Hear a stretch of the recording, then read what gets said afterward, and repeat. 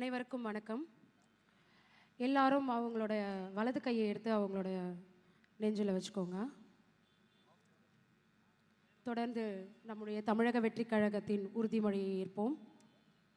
நமது நாட்டின் விடுதலைக்காகவும் நமது மக்களின் உரிமைகளுக்காகவும் தமிழ் மண்ணிலிருந்து தீரத்துடன் போராடி உயிர் நீத்த எண்ணற்ற தியாகிகளின் வீரர்களின் தியாகத்தை எப்போதும் போற்றுவேன்.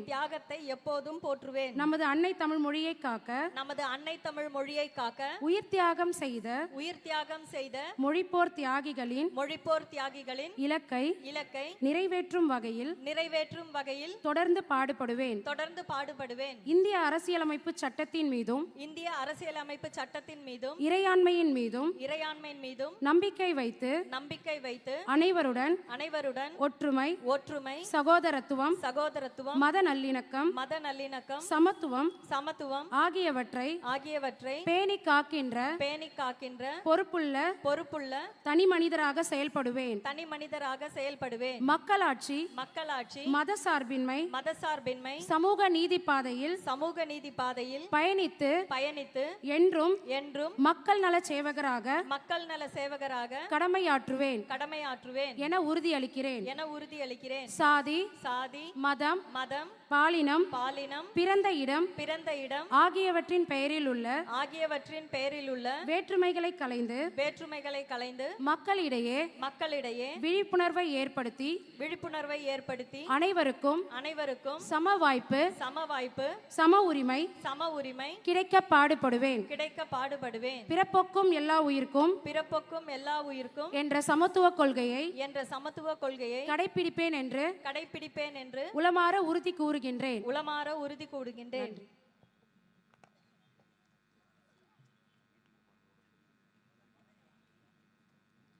அனைவரும் தயவு கூர்ந்து அமருமாறு கேட்டுக்கொள்கிறோம்.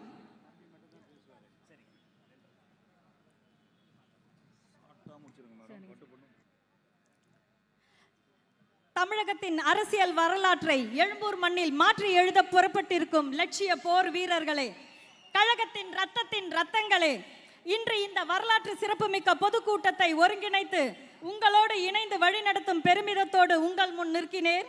நான் PK பிரியலதா, எழும்பூர் மாவட்ட கழகத்தின் மாவட்ட நிர்வாகி.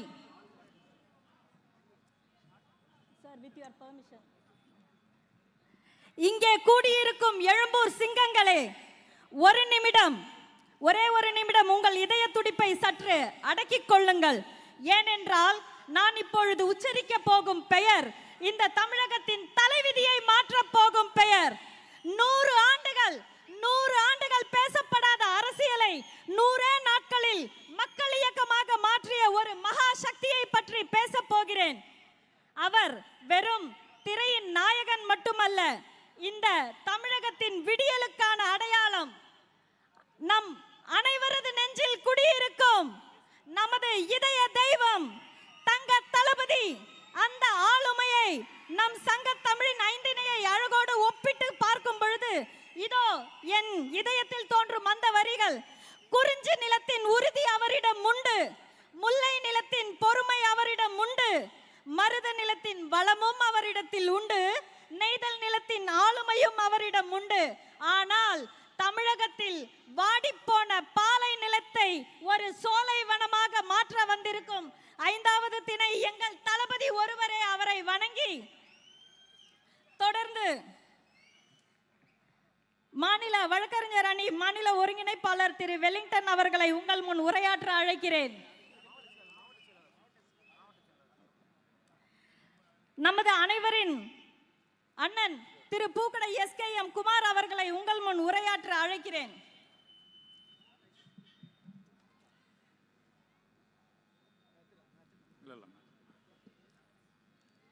நாளைய தமிழக முதல்வர் தளபதி அவர்களை வணங்கி நம் அனைவரையும் வழிநடத்தி கொண்டிருக்கின்ற எங்கள் ஆசான் அண்ணன் ஆனந்தன் அவர்களை வணங்கி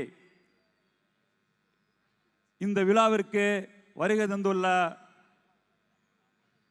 தேர்தல் மேன்மாமை பொதுச் செயலாளர் அண்ணன் ஆதவன் அர்ஜுன் அவர்களே, உயர் மாவட்ட நிர்வாகி குழு ஒருங்கிணைப்பாளர் அண்ணன் செங்கோட்டையன் அவர்களே, கழகத்தின் துணை செயலாளர் ராஜ்மோகன் அவர்களே, கழகத்தின் கொள்கை பரப்பு செயலாளர் திரு லைலாமணி அவர்களே, நமது கழகத்தின் மாநில ஒருங்கிணைப்பாளர் ஊடகம் மற்றும் செய்தி தொடர்பாளர் அணி திரு ரமேஷ் அவர்களே, கழக சட்ட ஆலோசனை இணை ஒருங்கிணைப்பாளர் லிவிங்ஸ்டன் அவர்களே, அண்ணன் விஎஸ் பாபா அவர்களே, திரு ஜேடி பிரபா அவர்களே, வருக வருகன்னு வரவேற்று இந்த விழாவுக்கு வருகை தந்துள்ள எழும்பூர் மேற்கு பகுதி தலைவர் தம்பி ராஜேஷ் அவர்களே, கிழக்கு பகுதி தம்பி நந்தா அவர்களே, வருகை தந்துள்ள கழக தோழர்களுக்கும் கழக நிர்வாகிகளுக்கும் பொதுமக்களும் வருக வருகன்னு வரவேற்று இந்த சிறப்பு பொதுக்கூட்டம் அண்ணன் ராஜ்மோகன் அவர்களுக்கு சிறப்பாக இந்த பொதுக்கூட்டம் அண்ணன் ஒரு மண்டபம் பிடிச்சி பண்ணிடலான்னு பிளான் பண்ணோம்.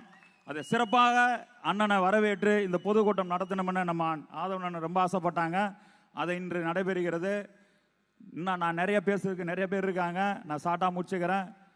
இந்த எழும்பூர் தொகுதி ஏற்கனவே ஒரு மீட்டிங் போட்டிருந்தோம். அன்றைக்கே வெற்றி பெற்று விட்டது. விசில் சின்னம் தான் இந்த எக்மூர் தொகுதியை விண்ண போகிறது உறுதினு அன்றைக்கே வெற்றி பெற்றது. திருப்பி இதே இடத்துல சொல்கிறேன், தமிழகம் முழுவதும் தளபதியுடைய அந்த விசில் சின்னம் தான் பறக்க போகுது. இப்போ எதிரிகளுக்கு நிறைய பயம் வந்துருச்சு. ஒவ்வொரு ரகம் ப்ரெஷர் பண்ணிக்கிட்டே இருக்காங்க. எங்களை ஏன் ப்ரெஷர் பண்ணுறீங்க?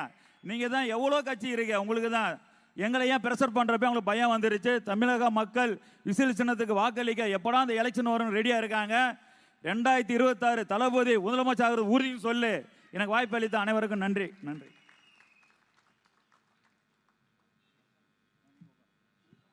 நன்றி அண்ணா. இப்பொழுது சிறப்புரை வழங்க கழக சட்ட ஆலோசனை குழு இணை ஒருங்கிணைப்பாளர் திரு SA வெல்லிங்டன் அவர்களை உங்கள் முன் உரையாற்ற அழைக்கிறேன்.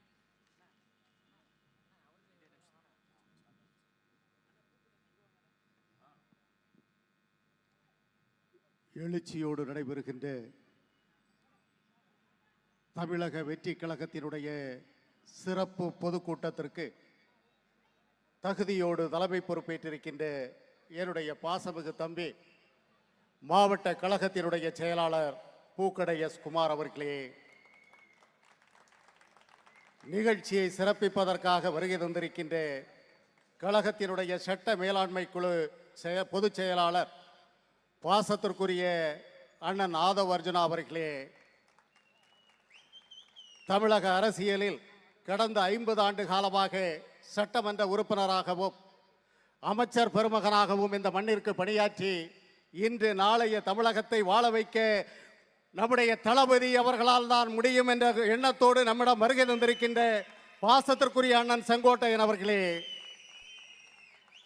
மற்றும் இந்த நிகழ்ச்சியிலே என்னோடு கலந்து கொண்டிருக்கின்ற மதிப்பிற்குரிய முன்னாள் சட்டமன்ற தொகுதியினுடைய உறுப்பினர் மரியாதைக்குரிய பிரபாகரன் அவர்களே, முன்னாள் மாவட்ட கழக செயலாளர் பாசத்திற்குரிய அண்ணன் VS பாபு அவர்களே, என்னோடு இந்த நிகழ்ச்சியிலே கலந்து கொண்டிருக்கின்ற கொள்கை பரப்பு இணை செயலாளர் பாசத்திற்குரிய தம்பி லயோலா மணி அவர்களே, மற்றும் இந்த நிகழ்ச்சியிலே கலந்து கொண்டிருக்கின்ற இந்த எழும்பூர் பகுதியினுடைய பகுதி கழக செயலாளர்கள் அன்பு தம்பி ராஜேஷ் அவர்களே, அன்பு தம்பி நந்தா அவர்களே, மற்றும் காலத்தின் நலன் கருதி அனைவருடைய பெயரை சொல்ல எனக்கு ஆசை இருந்தாலும் காலத்தின் கட்டாயமாக அனைவருக்கும் என்னுடைய இதயத்தின் அடிப்பாகத்திலிருந்து எழுகின்ற அன்பு கலந்த மாலை வணக்கத்தினை முதலாக நான் தெரிவித்துக் கொள்கிறேன்.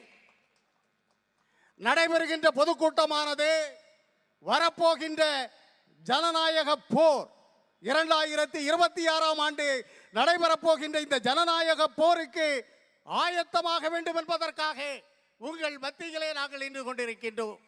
எனதருமை சகோதரர்களே, 50 ஆண்டு காலம் ஒரு சாம்ராஜ்யம் வாழும், அதற்கு பிறகு வீழும் என்பதுதான் வரலாறு. கடந்த 50 ஆண்டு காலமாக அண்ணா திராவிட முன்னேற்ற கழகம், கடந்த 75 ஆண்டு காலமாக திராவிட முன்னேற்ற கழகம், பெருந்தலைவன் காமராஜர் சொன்னது போல ஒரே குட்டையில் ஊறிய பட்டைகளினுடைய ஆட்சியை முடிப்பதற்காக வெற்றி கழகம் என்ற இயக்கத்தை தந்த எங்களுடைய தங்க தலைவன் தளபதி அவர்களை வணங்கி 8 திசையெங்கும் சிட்டுக்குருவியாக பறந்து பணியாற்றி கொண்டிருக்கின்ற எங்களுடைய அரசியல் ஆசான் பொதுச் செயலாளர் ஆனந்த் அவர்களையும் வணங்கி உங்களிடம் ஒரு சில வினாடிகள் மட்டும் ஒரு சில கருத்துக்களை மட்டும் நான் எடுத்து வைக்க ஆசைப்படுகிறேன்.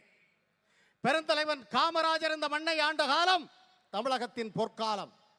அதற்கு பிறகு அந்த மாமனிதரை இந்த மண்ணை விட்டு விரட்டுவதற்காக 1947 திராவிட முன்னேற்ற கழகம் என்ற இயக்கத்தை ஆரம்பித்து 1967 அண்ணா அவர்கள் தமிழகத்தினுடைய முதலமைச்சராக வந்தார்கள். முதலமைச்சராக அண்ணா பொறுப்பேற்ற போது ஒவ்வொரு மேடையிலும் தன்னுடைய ஒரு விரலை நீட்டி பேசுவார். அவர் அன்றே உணர்த்தி இருந்தார், நான் ஓராண்டு காலம்தான் இந்த மண்ணிலே முதலமைச்சராக பணியாற்றுவேன் என்பதை அவர் ஏற்கனவே உணர்த்தி இருந்தார். அதற்கு பிறகு இந்த நாட்டிலே திராவிட முன்னேற்ற கழகம், புரட்சி கலைஞர் விஜயகாந்த் அவர்கள் அழகாக சொல்லுவார்கள், திமுக என்ற கோட்டைக்குள் புகுந்த கருநாகம் கருணாநிதி அவர்கள். எதற்காக சொல்லுகிறேன் என்று சொன்னால், பெருந்தலைவர் காமராஜர் இந்த மண்ணை ஆண்டபோது தமிழகத்தின் மீது ₹1 கடன் இல்லை என்று திராவிட முன்னேற்ற கழகம் இந்த மண்ணிலே ஆட்சிக்கு வந்தார்களோ அன்றிலிருந்து ஆரம்பிக்கப்பட்ட கடன் இன்று 10,30,000 கோடி கடன். ஒரு மாதம் 5,500 கோடி வட்டி, ஒரு வருடத்திற்கு 65,000 கோடி வட்டி எங்கிருந்து வருகிறது? நம்முடைய வரிப்பணம். மீண்டும் இந்த 2 கழகங்களும் இந்த மண்ணில் இருந்தால் நாம் வாழுவதற்கு இந்த மண் தகுதியில்லாத மண்ணாக மாறிவிடும் என்பதற்காக கடவுள் மனிதனை ரட்சிப்பதற்காக, மீட்டெடுப்பதற்காக மனிதராக அவதரித்து வந்தார். அதுபோலத்தான் இந்த மண்ணிற்கு முதலில் வந்தவர் ஆபிரகாம், 2வது கிருஷ்ணர், 3வது மோசஸ், 4வது ஜொராஸ்டர், 5வது புத்தர், 6வது ஜீசஸ் கிரைஸ்ட், 7வது முகமது நபி, 8வது பாப், 9வது பகாவுல்லா, 10வது ஒருவர் வருகிறார், கல்கி பகவான். இவர்களெல்லாம் ஆன்மீக வழியில் இந்த மண்ணிலே மக்களை மீட்டெடுப்பதற்காக வந்தவர்கள். அதுபோல இந்த 2 கழகங்களிடமிருந்து இந்த மக்களை மீட்டெடுப்பதற்காக அந்த ஆண்டவனால் அனுப்பப்பட்ட தலைவர் தான் எங்களுடைய தலைவர் புரட்சி தளபதி அவர்கள். இந்த தளபதி இல்லை என்றால் இந்த நாடு சுடுகாடாக மாறிவிடும் என்பதற்காக ஒரு கட்சி 25 கட்சிகளோடு கூட்டணி, ஒரு கட்சி 10 கட்சிகளோடு கூட்டணி, ஒன்று மதவாத கூட்டணி, ஒன்று சிறுபான்மை கூட்டணி, எந்த கூட்டணியும் இல்லாமல் மக்களோடும் தெய்வத்தோடும் கூட்டணியாக வைத்து உங்களை நம்பி களம் காண்கின்ற தலைவன். ஒவ்வொரு தொகுதிக்கும் ஒரு இளைஞனை அறிவிக்கிறார் என்னுடைய தலைவன் தளபதி அவர்கள். ஒவ்வொரு தொகுதிக்கும் ஒரு இளைஞரை அறிவிக்கிறார். நம்முடைய கழகத்தினுடைய கொள்கை பரப்பு பொதுச் செயலாளர், உங்களுடைய நெஞ்சங்களில் எல்லாம் நீங்காது இடம் பெற்றிருக்கின்ற எனது பாசமிகு தம்பி மேடையில் அமர்ந்திருக்கின்ற ராஜ்மோகன் அவர்கள் எனக்கு பின்னால் ஒரு மிகப்பெரிய சிறப்புரையை உங்களுக்கு ஆற்றுவார். ஒன்றை மட்டும் சொல்லுகிறேன், மகாபாரத போரிலே இருவருக்கு சண்டை, ஒன்று பாண்டவர்கள், மற்றொன்று துரியோதனர்கள். பாண்டவர்கள் நல்லவர்கள், துரியோதனர்கள் அநீதியின் பக்கம் நிற்கிறவர்கள். போர் வருகிறது, இந்த போரிலே பாண்டவர்களும் துரியோதனரும் மோதுகிறார்கள். இருவருமே கிருஷ்ண பரமாத்மாவிடம் செல்கிறார்கள். எங்களுக்கு நீங்கள் உதவி செய்ய வேண்டும் என்று சொல்லுகின்ற நேரத்தில் கிருஷ்ண பரமாத்மா சொன்னார், நான் நல்லவர்களில் பக்கம்தான் என்று சொன்னார். அப்போது துரியோதனர்கள் சொன்னார், எங்களுக்கு எதிராக எந்த கொடிய ஆயுதங்களையும் போரிலே பயன்படுத்தக்கூடாது என்று சொன்னார். அதற்கும் கிருஷ்ண பரமாத்மா ஒத்துக்கொண்டார். ஏனென்றால் கிருஷ்ண பரமாத்மா தன்னுடைய கழுத்திலே சங்கு, சக்கரம், வில், வாள், கடாயுதம் போன்ற ஆயுதங்களை கழுத்திலே அணிந்திருப்பார். அவர் சொன்னார், நான் எந்த கொடிய ஆயுதத்தையும் பயன்படுத்த மாட்டேன் என்று சொன்னார். போர் நடைபெற்றது. அந்த போரிலே பாண்டவர்களுக்கு ஆதரவாக, அர்ஜுனனுக்கு தேரோட்டியாக கிருஷ்ண பரமாத்மா வந்தார். அந்த போரின் போது கழுத்தில் இருந்த சங்கை எடுத்து ஊதினார். லட்சோப லட்சம் வீரர்கள் மடிந்து விழுந்தார்கள். அதுபோல இந்த தேர்தலிலே இந்த 2 கழகங்களை வீழ்த்துவதற்காக அந்த ஆண்டவனால் கொடுக்கப்பட்ட சின்னம் தான் விசில் சின்னம். வருகின்ற தேர்தலில் எனது தளபதி விசிலை எடுத்து ஊதுவார். இலை கருகிவிடும், உதய சூரியன் மறைந்துவிடும், விசில் சத்தம் தமிழகம் முழுவதும் பறக்கும். ஏனென்று சொன்னால் எனது தளபதி உங்கள் வீட்டு பிள்ளை. இது ஊரறிந்த உண்மை. அவர் செல்லுகின்ற பாதை நீங்கள் காட்டும் பாதை என்பதை சொல்லி ஒரே ஒரு முறை வாக்குகளை தாருங்கள், இந்த நாட்டை காப்பாற்றுங்கள் என்று சொல்லி விடைபெறுகிறேன். நன்றி, வணக்கம். நன்றி ஐயா. அடுத்ததாக எழும்பூர் மேற்கு கோட்டையின் பகுதி செயலாளர் திரு ஓட்டேரிசி நந்தா அவர்களை உங்கள் முன் உரையாற்ற உங்கள் கரவொலியுடன் அழைக்கிறேன்.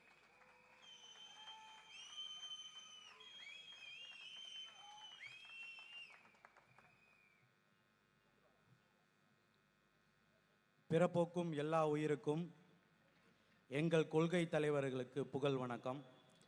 மக்கள் விரும்பும் முதல்வர் வேட்பாளர் எங்கள் வெற்றி தலைவர் மாண்புமிகு தளபதி விஜய் அண்ணா அவர்களை வணங்கி இங்கு மேடையில் அமர்ந்திருக்கும் கழகத்தின் மாபெரும் சக்திகள் அனைவரையும், சார்பணி நிர்வாகிகளும் மாவட்ட நிர்வாகிகளும் இங்கு கலந்து கொண்டிருக்கும் கழக தோழர்கள் அனைவருக்கும் இந்த ஓட்டேரி நந்தாவின் பணிவான வணக்கங்கள். எனக்கு குறுகிய நேரம் இருக்கனால யாரையும் சொல்ல முடியல, தப்பாக நினச்சிக்கண்ணா, மன்னிச்சிருங்கண்ணா. எழும்பூர் சட்டமன்ற தொகுதி, இதில் எம்எல்ஏவை பார்த்து எவ்வளோ நாள் ஆகுது? எப்போ கடைசியாக எம்எல்ஏவை பார்த்தோம்?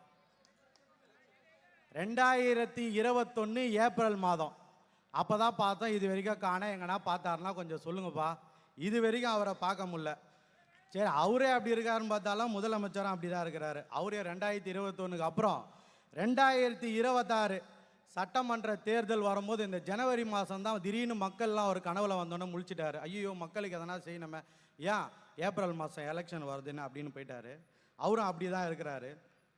காலகாலமாக பார்த்தீங்கன்னா நம்ம எழும்பூர் சட்டமன்ற தொகுதியில் பட்டாளம்னு ஒரு பகுதி இருக்குது.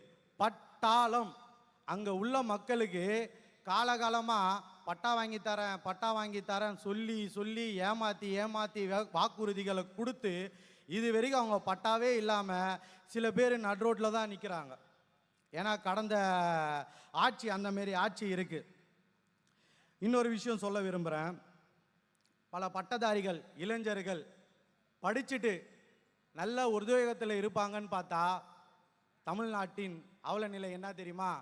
அவங்கெல்லாம் ஸ்விக்கி, சொமேட்டோ என்ற இந்த சாப்பாடு டெலிவரி, ரேபிட்டோ இந்த மாதிரி போன்ற வர தொழிலெல்லாம் செஞ்சு அவங்களுக்கு படித்த படிப்புக்கு வேலை இல்லாமல் ரொம்ப அவதிப்படுறாங்க. அதெல்லாம் ரொம்ப மனவேதனையாக இருக்குது. அடுத்தது இந்த திமுக ஆட்சியே வந்தாக்கா கஞ்சாலாம் மறைமுகமாக விற்க மாட்டாங்க, இங்கே இருக்கிற பெட்டிக்கல்லே விற்க ஆரம்பிச்சிருவாங்க.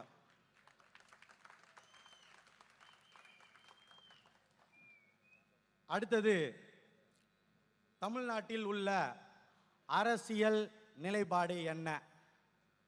தன் பிள்ளைகளை எம்எல்ஏவை பார்க்கணும், துணை முதல்வராக பார்க்கணும், நம்மளுக்கெல்லாம் வயசாயிடுச்சு, அடுத்தது அவங்கள பார்க்கணுன்னு ஒரு கட்சி இந்த தேர்தலை நோக்கி வருது. இன்னொரு கட்சி, ஐயோ நம்ம பொதுச் செயலாளர் பொறுப்பே போயிடும், இந்த ஆட்சியில் நம்ம ஜெயிக்கலைன்னா நம்ம கட்சியும் காப்பாற்றிக்கணும், நம்மளையே காப்பாற்றிக்கணும்ன்ட்டு ஒரு கட்சி இந்த தேர்தலை நோக்கி வருது. மக்களை மட்டுமே மனதில் கொண்டு வர ஒரே கட்சி எதுனா தமிழக வெற்றி கழகம் மட்டும்தான். கடந்த தேர்தலெல்லாம் இளைஞர்கள்லாம் அந்த தேர்தல் நாள் வரும்போது ஜாலியாக அந்த லீவை வேஸ்ட் பண்ணக்கூடாது, ட்ரிப்பு போயிடுவாங்க. ஆனால் இந்த தேர்தலெல்லாம் அவங்களே களப்பணியில் வந்து எப்போ தேர்தல் அறிவித்தாங்களோ அந்த நேரத்தில் ஓட்டு ஐடியெல்லாம் கரெக்டாக இருக்கா செக் பண்ணி பார்க்குறாங்க. இதை ஏன் நான் இங்கே சொல்கிறேன்னா, புரட்சி தலைவர் ஒரு பாடலில் சொல்லியிருப்பார், இளையோர் கூட்டம் தலைமை தாங்கும் பூமியே புதிய பூமின்றது. அதுதான் உண்மை. இந்த 2026 மே மாதம் வரப்போகிற தேர்தல் முடிவில் இளையோர் கூட்டம் தாங்கும் தமிழ்நாடே புதிய தமிழ்நாடு. இதில் எந்த விதமான மாற்று கருத்தும் கிடையாது. ஒரு சின்ன நிகழ்வு சொல்கிறேன். பெரம்பூர் பின்னி மில்லில் தளபதியோட ஒரு படப்பிடிப்பு நடந்திருந்தது. அந்த படப்பிடிப்பில் நம்ம மாவட்ட செயலாளர் அண்ணனும் நானும் போயிருந்தோம். அது கரெக்டாக மத்தியானம் 1 மணிக்கு போகும்போது, கரெக்டாக நாங்கள் போகும்போது அண்ணன் ராஜேந்திரனை வந்து போய் சொன்னாங்க, இந்த மாதிரி வந்திருக்காங்க அப்படின்னு சொன்னாங்க. தளபதி என்ன சொன்னார்னா, முதல்ல அவங்கள சாப்பிட சொல்லுங்கள் அப்படின்னாரு. நாங்கள் போகும்போது மணி 1 சாப்பிட்டுட்டு இருந்தோம். சாப்பிட்டுட்டு இருக்கும்போது திடீர்னு கொடையை பிடிச்சின்னு அண்ணனே வந்துட்டார் அந்த கேரவன் பக்கத்தில். என்னப்பா சாப்பிட்ருங்க, தப்பாக நினச்சிக்காதீங்க, ஒரு 2 ஸ்டெப்பு மட்டும் நான் போட்டு ஓடி வந்துடுறேன், நீங்கள் சாப்பிட்டு ரெடியாக இருங்கன்னு சொன்னார். அந்த கேரவன் எதிர்க்க ஒருத்தர் இருந்தார். அவர் வந்து ஒரு ப்ரொடியூசராக. அவர் வந்து ராஜேந்திரனை நான் கூப்பிட்டு கேட்குறாங்க, யார் இவங்கெல்லாம், அவரோட ரிலேஷனா, ஏன்னா கிட்டே வந்து பரிமாறுற மாரி வந்துட்டு போகிறாராண்டு. அவங்கெல்லாம் லோக்கல் லீடர்ஸு, அவரோட ரசிகர் மன்ற தலைவருங்கண்டு. என்னங்க சொல்கிறீங்க? ஆமாம், இதெல்லாம் நான் கேள்விப்பட்டு தான் பார்த்துருக்கேன், இப்போ தாங்க நேர்லேயே பார்க்குறேன்ட்டு. இதை ஏன் நான் சொல்கிறேன்னா, ஒரு தொண்டன் எவ்வளவுனாலும் ஒரு தலைவனை நேசிக்கலாம், அது இயல்பு. ஆனால் ஒரு தொண்டனை ஒரு படி மேலே ஒரு தலைவன் நேசிக்கிறானா அது நம்ம தளபதி மட்டும்தான். ஒரு சின்ன ஷார்ட்டாக ஒரு விஷயத்தை நான் சொல்கிறேன். ரமலான் பண்டிகை வந்தது. ரமலான் பண்டிகையில் வந்து ஒரு இஸ்லாமிய சகோதரர் வந்து பிரியாணி பாக்ஸில் எடுத்துகிட்டு வந்து எல்லாருக்கும் பொதுமக்கள்லாம் கொடுத்துட்டு இருந்தார். அப்போது ஒரு பசங்களாம் கொஞ்சம் விளையாடிட்டு இருந்தாங்க. தம்பிங்களா எங்கே வாங்க, என்கிட்ட ஒரு 2 பாக்ஸ் இருக்குது, இந்தாப்பா பிடிச்சிக்கப்பான்னு சொல்லி கொடுத்தாங்க. ஒரு பையன் என்ன பண்ணால் அந்த பாக்ஸ் எடுத்துகிட்டு நேராக அவங்க குடும்பத்து கூட சாப்பிட போயிட்டான். ஒரு பையன் என்ன பண்ணான்னா அவங்க கூட விளையாடின நண்பர்களோட உட்காந்து சாப்பிட போயிட்டான். இது என்ன தெரியுதுன்னா, அந்த குடும்பத்தோடு சாப்பிட போனான் பார்த்தியா, அவங்க எல்லாம் திமுககாரங்க. திமுககாரங்க மட்டும் தான் குடும்பம் நல்லா இருக்கணும், எனக்கு அடுத்த வர என்னோட வாரிசுங்க நல்லா இருக்கணும்னு நினைப்பாங்க. ஆனால் எங்கள் தளபதி மட்டும்தான் என்னை வாழ வச்ச தமிழகம் நல்லா இருக்கணும், அவங்க நல்லா இருக்க என் தொண்டர்கள் இருக்கணும்னு சொல்லி எங்களை எல்லாரையும் ஆயுதப்படுத்தி உங்களிடம் அமைச்சிருக்காரு. கடைசியாக ஒரே விஷயம் சொல்கிறேன். 10வது படிக்கிற ஒரு மாணவன் அவங்க அப்பாட்ட சொல்கிறான், அப்பாப்பா இந்த வாட்டி வந்து விஜய் நாக்கு ஓட்டு போட்டிருப்பா அப்படின்னு சொல்கிறான். அவங்க அப்பா கேட்குற, டேய் போய் படிக்கிற வேலையை பாடுறா, ஏன்பா அப்படி சொல்கிற, உங்கள் காலத்தில் தான் நல்ல தலைவரை தேர்ந்தெடுக்காமல் உங்கள் அம்மா அப்பா விட்டுட்டு போயிட்டாங்க, என் காலத்தில் நாச்சு ஒரு நல்ல தலைவரை தேர்ந்தெடுத்து கொடுத்துட்டு போ, அடுத்த வாட்டி அவர் ஆட்சி, இந்த வாட்டி அவர் ஆட்சி அமைக்கும் போது நாங்கள் ஓட்டு போட்டு திருப்பி அவர் ஆட்சியில் உட்கார வைப்போம், அவரை மாதிரி ஒரு தலைவர்லாம் கிடைக்க மாட்டாங்கன்னு சொல்கிறாங்க. இதுதான் நிலைப்பாடு. இப்போது நீங்கள் எல்லாருமே ஒரே ஒரு விஷயம் இன்னொருணும், நீங்கள் நெகத்து மேலே உங்கள் பொண்ணுக்காக ஒரு சேர்த்து வைக்கிறீங்க இருந்தாலும் சரி, உங்கள் பசங்களுக்காக பணத்தை சேர்த்து வைக்கிறதா இருந்தாலும் சரி, உங்கள் பசங்களுக்காக வீடு வாசல் சேர்த்து வைக்கிறதா இருந்தாலும் சரி, இது எதுவுமே முக்கியம் கிடையாது. உங்கள் பசங்களுக்கு ஒரு நல்ல தலைவரை தேர்ந்தெடுத்து கொடுத்துட்டு போங்க, அது மட்டும்தான் ஒரு நல்லது. நீங்கள் பெற்றவங்க கொடுக்க வேண்டிய மிகப்பெரிய ஒரு கடமை. ஏப்ரல் 23 தமிழ்நாட்டின் இருட்டு, அன்னைக்கு நம்ம நகத்தில் விடுறது கருப்பு. மே 4 தமிழ்நாட்டின் வெளிச்சம், தளபதி முதலமைச்சர் என்ற சிம்மாசனத்தில் அமர வைப்பது. நான் நிறைய பேசணும்னு நினைச்சேன், நேரங்கள் இல்லாத காரணத்தினால் எனக்கு வாய்ப்பளித்த அனைத்து நல்ல உள்ளங்களுக்கும், இந்த சட்டமன்ற தொகுதிக்கு புதுசாக வந்த அண்ணன் செங்கோட்டி அண்ணன் அவரெல்லாம் நான் நிறைய பார்த்துருக்கேன். ஆதவர்ஜுனன் அவர் விளையாட்டெல்லாம் பார்த்து இளைஞர்கள்லாம் நல்லா இருக்காங்க. அதுமாரி ராஜ்மோகன் அண்ணன் நம்மளது வெற்றி வேட்பாளர், அவரை ரொம்ப வெற்றி அடைய வைக்கணும். எழும்பூர் சட்டமன்ற தொகுதியில் மக்களுக்கான வேட்பாளர், மக்களோட இணைந்து பணியாற்றணும்னு நினைக்கக்கூடியவர். என்னெல்லாம் வந்து கூட பிறந்த தம்பி மாதிரி பார்க்குறாரு. அவரெல்லாம் நம்ம வாக்கு போட்டு ஓட்டு போட்டு அவரை ஜெயிக்க வச்சு சட்டசபைக்கு அனுப்பணும். நம்மளோட குறைபாடெல்லாம் சொல்லணும். அண்ணன் VS பாபு அண்ணனையும் சரி, அண்ணன் JCD பிரபாகர் அண்ணனையும் சரி, அனைவரையும் என் இரு கூப்பி கணக்கண்டு அனைவரையும் வருக வருக என வரவேற்கிறேன். அனைவருக்கும் நன்றி. அனைவரும் ஒன்றிணைவோம், தமிழகத்தை வென்றெடுப்போம். வாழ்க தளபதி, வளர்க தமிழக வெற்றி கழகம். நன்றி அண்ணா. அடுத்ததாக எழும்பூரின் எழுகடல் எழும்பூர் கிழக்கு பகுதி செயலாளர் திரு ராஜேஷ் அவர்களை உங்கள் முன் உரையாற்ற அழைக்கிறேன்.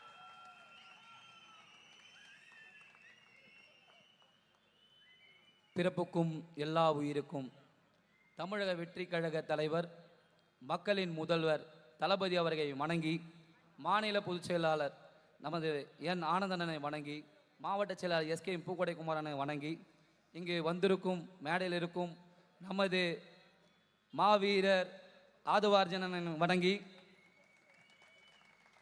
அண்ணன் செங்கோட்டை அண்ணனை வணங்கி, JCD பிரபாகர் அண்ணனை வணங்கி,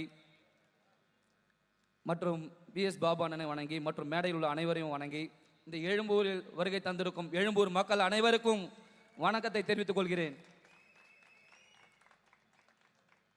நம்மளோட எழும்பூர் தொகுதியில் வந்து என்ன பிரச்சனைன்ட்டு நம்ம எல்லாருக்கும் தெரியும்.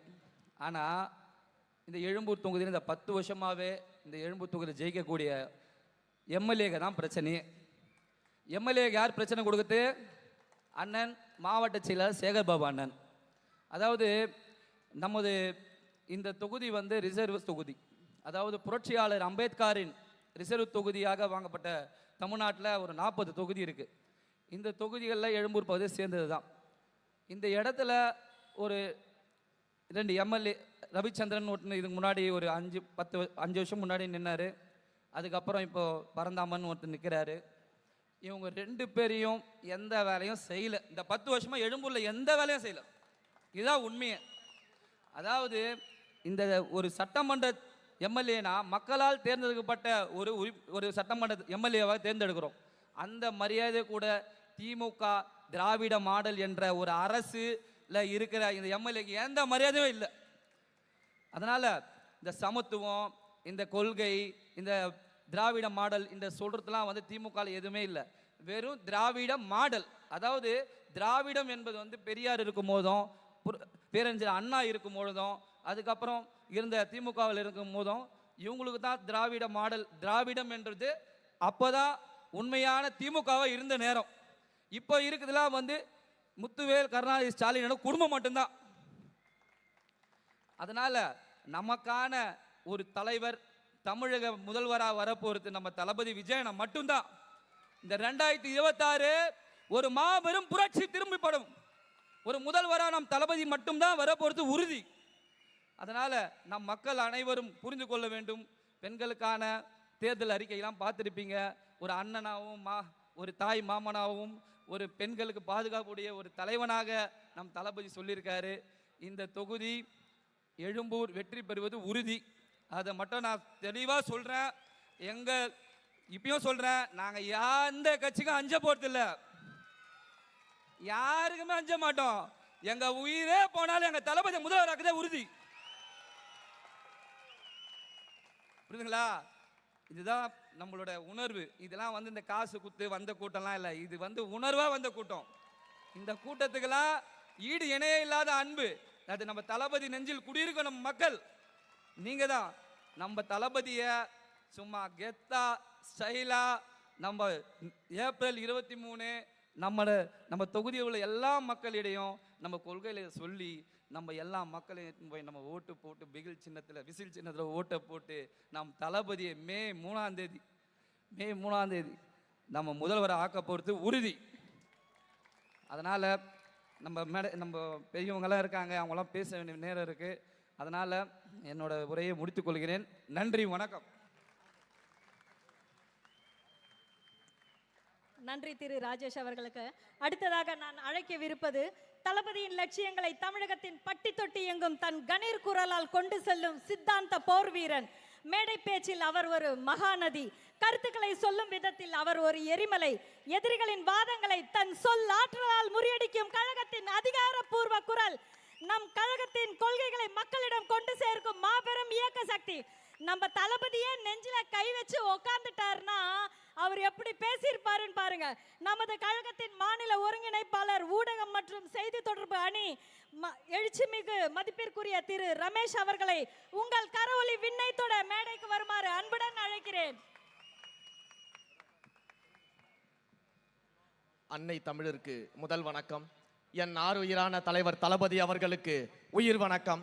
எங்களை எல்லாம் வழிநடத்தி கொண்டிருக்கக்கூடிய பேரன்பிற்குரிய பொதுச் செயலாளர் அண்ணன் என் ஆனந்த் அவர்களுக்கு நன்றி கலந்த வணக்கத்தோடு, இந்த மேடையில் வீட்டிருக்கக்கூடிய அண்ணன் ஆதவ் அர்ஜுனா அவர்களுக்கும், அண்ணன் செங்கோட்டையன் அவர்களுக்கும், அண்ணன் ஜேசிடி பிரபாகரன் அவர்களுக்கும், அண்ணன் பாபு அவர்களுக்கும், மேலும் இந்த மேடையில் அலங்கரித்துக் கொண்டிருக்கக்கூடிய அனைத்து கழகத்தின் மூர்த்த முன்னோடிகளுக்கும் என்னுடைய வணக்கத்தை தெரிவித்துக் கொள்கிறேன். யார் பேராவது விட்டுருந்தா தயவு செஞ்சு மன்னிச்சிருங்க, நேரக்குறைவு. அதனால் இந்த 2026 தேர்தல் என்பது ஒரு சாதாரணமான தேர்தல் கிடையாது அப்படிங்கிறத நம்ம பல இடத்துல பதிவு பண்ணிக்கிட்டு இருக்கிறோம்.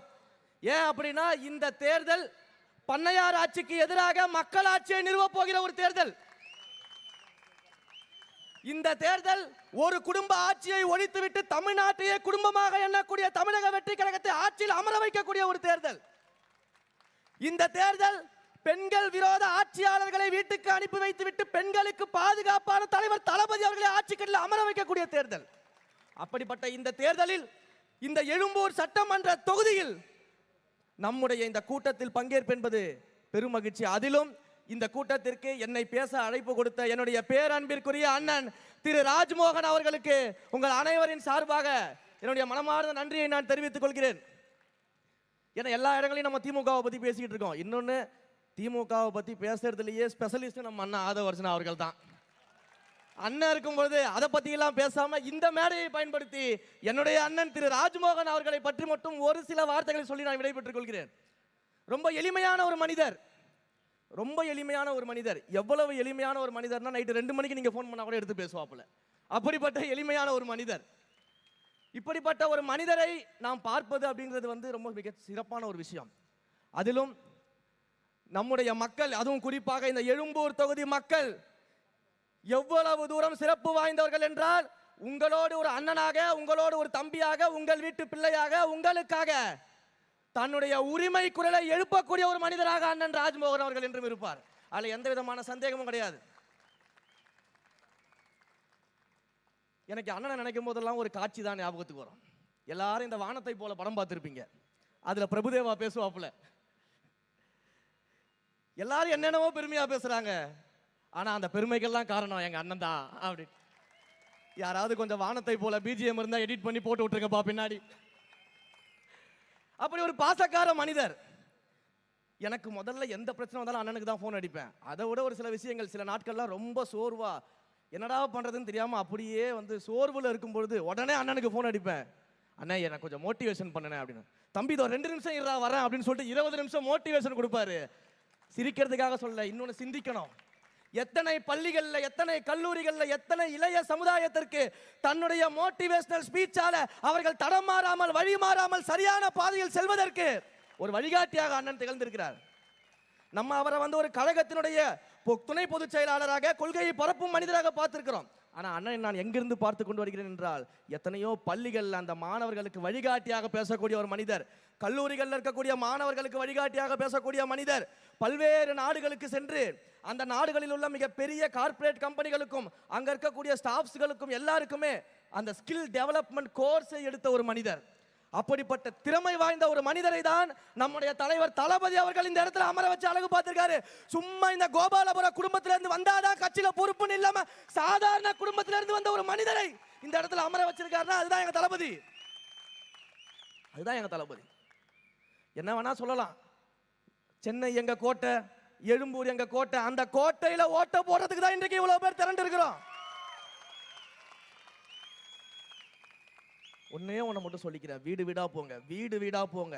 அது திமுக காரங்க வீடாவே இருந்தாலும் சேர்த்து போங்க. இந்த திமுக ஆட்சியின் அவலங்களை சொல்லுங்க.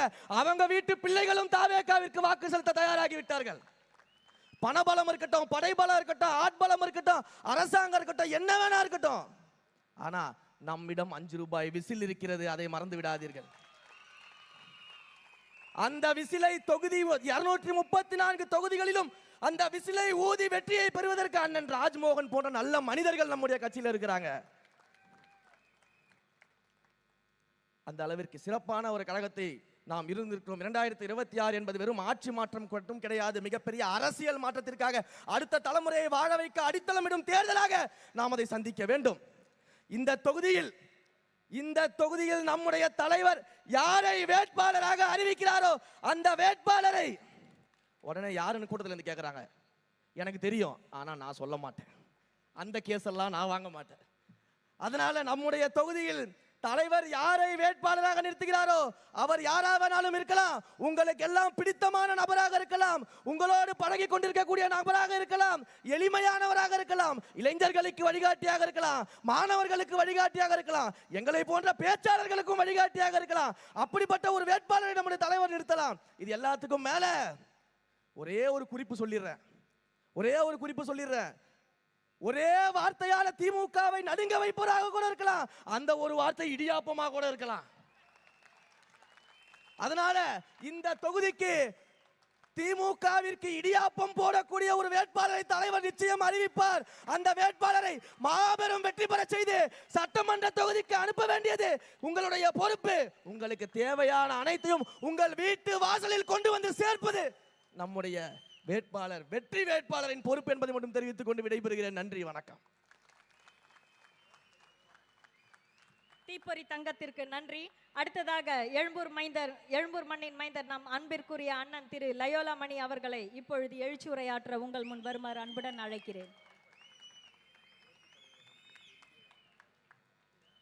பாதையை தேடாதே, பாதையை உருவாக்கு என்று தமிழக வெற்றி கழகம் என்கின்ற ஒரு கட்சியை உருவாக்கி இன்று மக்கள் விரும்பும் முதல்வர் வேட்பாளர், இன்னும் 2 மாதத்திற்கு பிறகு தமிழ்நாட்டின் முதலமைச்சராக அமர இருக்கின்ற தலைவர் தளபதி அவர்களை வணங்கி மேடையில் அமர்ந்திருக்கின்ற பெரியவர்கள் அனைவருக்கும், திரளாக கூடியிருக்கின்ற உங்கள் அனைவருக்கும் என்னுடைய முதற்கண் வணக்கம்.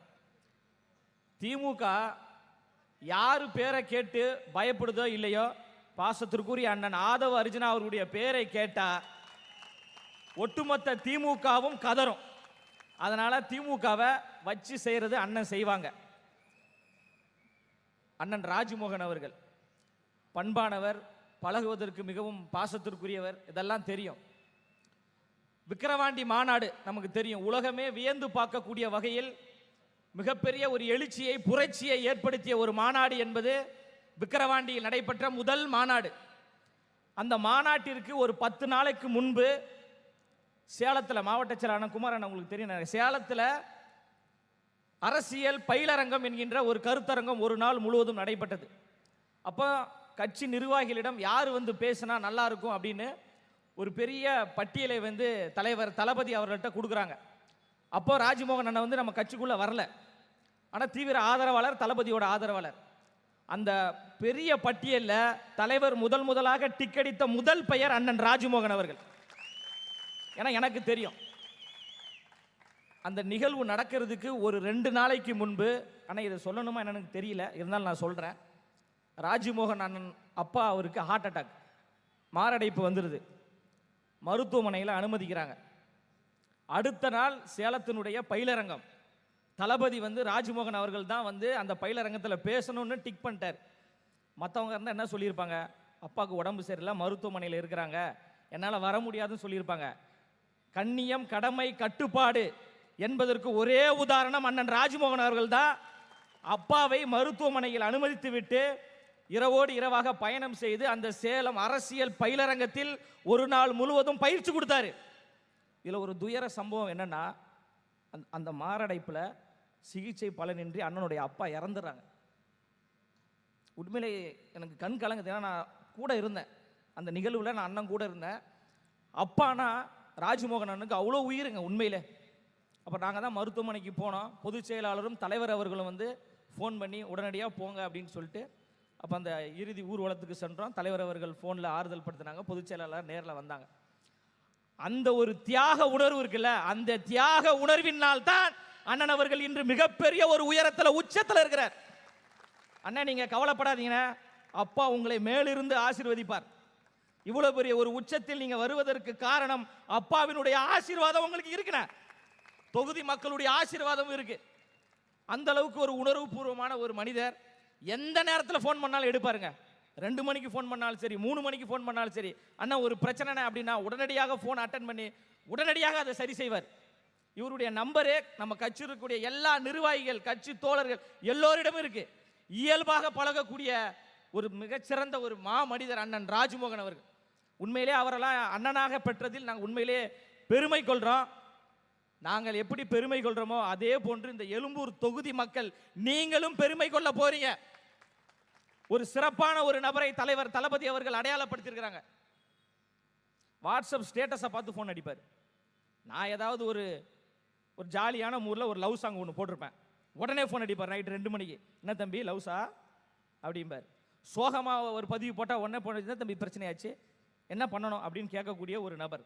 அந்த அளவுக்கு எல்லோரையும் அன்புள்ளத்தோடு நேசிக்கக்கூடிய ஒரு மனிதர் தான் அண்ணன் ராஜ்மோகன் அவர்கள். கொரோனா பேரிடர் காலத்தில் பல பேருக்கு பல உதவிகளை செய்திருக்கிறார். அவரே வறுமையில் இருக்கக்கூடியவர் தான். பல உதவி இயக்குநர்களுக்கு வீட்டு வாடகை செலுத்தியிருக்கிறார். கொரோனா தொற்று என் உயிரே போனாலும் பரவாயில்லை என்று களத்தில் இறங்கி திரைப்படத்துறையை சார்ந்தவர்களுக்கு வீடு தேடி உதவி செய்த மாபெரும் ஒரு மனிதர் தான் அண்ணன் ராஜ்மோகன் அவர்கள். எப்படி அப்பாவை நேசித்தாரோ அதே போன்று திரைத்துறையை நேசித்த ஒரு நபர். 2 படம் இயக்கியிருக்கிறார், பல படங்களில் நடிச்சிருக்கிறார். மிகப்பெரிய இயக்குனராக வர வேண்டும் என்று நினைத்தார். எப்படி தலைவர் தளபதி அவர்கள் சினிமா துறை வேண்டாம், மக்களுக்காக பணி செய்கிறேன் என்று சொல்லி வந்தாரோ, தளபதியின் வழியில் வரக்கூடிய தம்பியாகிய ராஜ்மோகனாகிய நானும் திரைத்துறை வேண்டாம் என்று தூக்கி எறிந்து விட்டு மக்களுக்காக உழைப்பதற்கு வந்திருக்கிறார். பல வாய்ப்புகள் வருது, சினிமாவை வேண்டான்னு சொல்லிட்டார். அந்த அளவுக்கு ஒரு மனிதநேய உணர்வோடு, தியாக உணர்வோடு பணி செய்யக்கூடிய ஒரு மாமனிதர் தான் அண்ணன் ராஜ்மோகன் அவர்கள். ராஜ்மோகன் அவர்கள் இந்த தொகுதியினுடைய வேட்பாளராக அறிவிக்கப்பட போறாங்க. உண்மையிலே நாம் எல்லோரும் பெருமை கொள்ளணும். இது போன்ற ஒரு வேட்பாளரை நீங்க திமுக ஒருத்தரை கூட நீங்க காட்ட முடியாது, ஒருத்தரை கூட காட்ட முடியாது. விசில் சத்தம் விண்ணை புழக்கும் பிளக்குன்றாங்க. ஐயா சேகர் பாபு சொல்றாரு விசில் சத்தத்தையே காணமே அப்படின்றாரு. ஐயா சேகர் பாபு அவர்களே, சட்டமன்ற உறுப்பினர் பரந்தாமன் அவர்களே, பாயிண்ட கண்டுபிடிச்சாங்க விசில் ஊத போறேன்னு. உங்களுடைய காதுக்கு விசில் சத்தம் கேட்கலையா? உங்களுடைய தொகுதியிலிருந்து எங்களின் விசில் சத்தம் விண்ணை பிளக்கின்ற வகையில் இதோ நாங்கள் ஊதுகிறோம். இந்த சத்தம் என்பது தீய சக்தி திமுகவை கூண்டோடு வீட்டிற்கு அனுப்பக்கூடிய ஒரு சத்தம். அந்த சத்தத்தின் குரலாக அண்ணன் ராஜ்மோகன் அவர்களுடைய குரல் இருக்கும். அதனாலதான் தலைவர் சொல்றாரு, அநீதி, அராஜகம், தில்லுமுள்ளு இவையெல்லாம் திமுக முதற்றே உலகு. ரொம்ப டயர்டா இருக்கீங்க, திரும்ப ஒரு வாட்டி சொல்லுங்க. அநீதி, அராஜகம், தில்லுமுள்ளு இவையெல்லாம் சேகர் பாபு முதற்றே உலகு. அதனால தைரியமா இருங்க, பேசுறதுக்கு நிறைய விஷயங்கள் இருக்கு. ராஜ்மோகன் ஆதவண்ண ஒரே ஒரு பர்மிஷனை கோச்சிக்காதீங்க. இந்த ஒட்டுமீச யாரு? ஒட்டுமீச கோபாலு, நக்கி கோபாலு. ஏங்க ஒரு 3 நாளுக்கு முன்னாடி ஒரு தனியார் தொலைக்காட்சி நடத்திய ஒரு விவாதத்தில் நெறியாளர் தாக்கப்படுறாரு. ஒரு பத்திரிகையாளர் நெறியாளர் திமுக என்ற குண்டர்களால் தாக்கப்பட்டு ரத்தம் சொட்ட சொட்ட வருகின்ற பொழுது, ஒட்டுமீச கோபால் அவர்களே, உன்னுடைய மீசையை எங்கே வைத்திருந்தாய்? அது குறித்து பேசினாரா? பத்திரிகையாளர் தாக்கப்பட்டது குறித்து ஏதாவது கண்டனம் தெரிவித்தாரா? ஆனா அவர் ஒரு பத்திரிகை நடத்துறாங்க. இது பத்திரிகையா இல்ல வேற எதுமா? ஒரு செய்தி ஒன்று போட்டிருக்காரு. நாட்டில் அவ்வளோ பிரச்சனை நடக்குது. ஆனா கோச்சிக்காதீங்க, இதெல்லாம் ஒரு பத்திரிகையா? இது ஒரு பத்திரிகையா? இது பத்திரிகையா? இது எப்படி இந்த பத்திரிகை இங்கு கிழிக்கப்படுகிறதோ, திமுகவிற்கு முட்டு கொடுக்கின்ற, திமுகவிற்கு வாடகைக்கு விடக்கூடியவர்களே, மக்கள் உங்களை இது போன்று கிழிப்பார்கள், தோல் உரிப்பார்கள் என்பதற்கான ஒரு உதாரணத்தை தெரிவித்துக் கொண்டு, மக்கள் எல்லோரும் எங்கள் பின்னாடி அணிதிரண்டு இருக்கிறாங்க. இளைஞர்களின் படையோடு தாய்மார்களுடைய ஆதரவோடு, லட்சக்கணக்கான மக்களின் அன்போடு தமிழ்நாட்டில் மிகப்பெரிய ஆட்சி மாற்றத்தை ஏற்படுத்தக்கூடிய மாபெரும் தூய சக்தி தான் எங்கள் அண்ணன் விஜய் அவர்கள். எவ்வளவு பெரிய கொம்ப நினைத்தாலும் எங்கள் அண்ணனுடைய வெற்றியையும், இந்த தொகுதியினுடைய வேட்பாளர் அண்ணன் ராஜ்மோகன் அவருடைய வெற்றியையும் எவராலும் தடுக்க முடியாது என்று கூறி, தீய சக்தி திமுகவை வீழ்த்துவோம், தூய சக்தி தாவேகாவை மலரச் செய்வோம் என்று கூறி நிறைவு செய்கிறேன். நன்றி, வணக்கம். எதிரிகளை நாராய் கிழித்து தொங்கவிட்ட திரு லயோலா மணி அண்ணன் அவர்களுக்கு மிக்க நன்றி. அடுத்ததாக மாநில செய்தி தொடர்பாளர் அண்ணன் அமலன் சாம்ராஜ் அவர்களை உங்கள் முன் உரையாற்ற அழைக்கிறேன். அனைவருக்கும் வணக்கம். கழக தலைவர் தளபதி அவர்களை வணங்கி, எங்களை எல்லாம் வழிநடத்தி சென்று கொண்டிருக்கும் கழக பொதுச் செயலாளர் அண்ணன் திரு என் ஆனந்த் அவர்களையும் வழங்கி, இங்கே மேடையில் அமர்ந்திருக்கும் தலைமை கழக நிர்வாகிகள் அனைவருக்கும் வணங்கி, இங்கே கூடியிருக்கும் பெண்கள், இளைஞர்கள் மற்றும் கழக தோழர்கள், தொண்டர்கள் அனைவருக்கும் என் முதற்கண் வணக்கத்தை தெரிவித்துக் கொள்கிறேன். இப்போது நம்ம திமுக பற்றி நான் பேசணும் தான் வந்தேன். ஆனால் நேரம் குறைவாக இருக்கிறதால அந்த இஷ்யூ நான் அண்ணன் ஆதவர்ஜனா கிட்ட கொடுத்துட்றேன். ஏன்னா அவரோட திமுக சிறப்பாக பேசக்கூடியது வேறு யாருமே கிடையாது. நான் ஒரு சில வார்த்தைகளை மட்டும் நான் ஷார்ட்டாக பேசிட்டு முடிக்கிறேன். இந்த 58 மாதம் திமுக ஆட்சி எப்போ தேர்தல் தேதி அறிவித்தாங்களோ அப்போயே திமுக ஆட்சி முடிவுக்கு வந்துருச்சு. இது வரைக்கும் டம்மி முதலமைச்சராக இருந்த ஸ்டாலின் அவர்கள் இப்போ பொம்மை முதலமைச்சர் ஆகிட்டார்.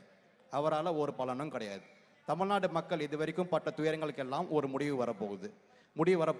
ஏன்னா நம்ம நடக்க போகிற சட்டமன்ற தேர்தலில் நம்மளுடைய தளபதி அவர்கள் முதல்வர் நாற்காலியில் அமர போகிறார். மக்கள் நீங்கள்லாம் அதை முடிவு பண்ணிட்டீங்க. அதுக்குண்டான திட்டங்கள்லாம் ஏராளமாக இருக்கிறது.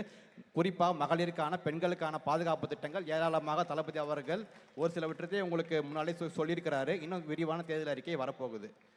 இப்போ நான் ஒரு சில வார்த்தைகள் அண்ணன் ராஜ்மோகன் அவர்களை பற்றி நீங்கள் சொல்லணும்னு நான் பிரியப்படுறேன். ஏன்னா அதுக்காக தான் மெயினாக அவர் கூப்பிட்டாரு, நான் வந்தேன். நான் பார்த்த மிகப்பெரிய ஒரு நல்ல மனிதர்கள் அண்ணன் ராஜ்மோகன் அவர்களும் ஒரு நல்ல மனிதர். ஏன்னா அவருடைய பேச்சாற்றலாலும் அவருடைய கழகத்தின் செயல்களாலும் தமிழ்நாடு முழுவதும் நன்கு அறிந்து பட்டவர். அவர் தமிழ்நாட்டில் எந்த தொகுதியில் நின்னாலும் அவர் ஜெயிப்பார். ஆனால் நம்மளுடைய தளபதி அவர்கள் நீ எழும்பூர் தொகுதி மக்களுக்காக நீ உழைக்கணும், நீ எழும்பூர் போய் நில்லு என்று சொல்லி அவரை வேட்பாளராக அறிவிக்க இருக்கிறார் என்பதை இந்த நேரத்தில் நான் தெரிவித்துக் கொள்கிறேன். ஏன்னா அண்ணனோட உழைப்பு அப்படி. நம்மளுடைய தம்பி லைலாமணி அவர்கள்லாம் பேசும்போது அண்ணனை பற்றி எல்லாமே சொன்னாங்க. எந்த நேரமும் ஃபோன் எடுக்கக்கூடியவர், உங்களுக்காக வரக்கூடியவர்னு சொன்னாங்க. அது முழுக்க உண்மைதான். நான் என்ன சொல்கிறேன்னா, இப்போ நீங்கள் திமுக சட்டமன்ற உறுப்பினருக்கு ஓட்டு போட்டு அமைச்சிங்கன்னா என்ன பண்ணுவாங்க? அவங்க பணக்காரர்கள் சட்டமன்றத்துக்கு போவாங்க, கார்ப்பரேட் காருக்காக போய் அவங்க பேசுவாங்க. ஆனால் உங்களோட ஒருவராக இருக்கும் அண்ணன் திரு ராஜ்மோகன் அவர்களை நீங்கள் சட்டமன்றத்துக்கு அமைச்சிங்கன்னா உங்களில் ஒருவராக அவர் போய் சட்டமன்றத்தில் குரல் கொடுப்பார். ஏழைகளின் பிரதிபலிப்பாக அவர் இருப்பார், தாய்மார்களினோட பிரதிபலிப்பாக அவர் இருப்பார்.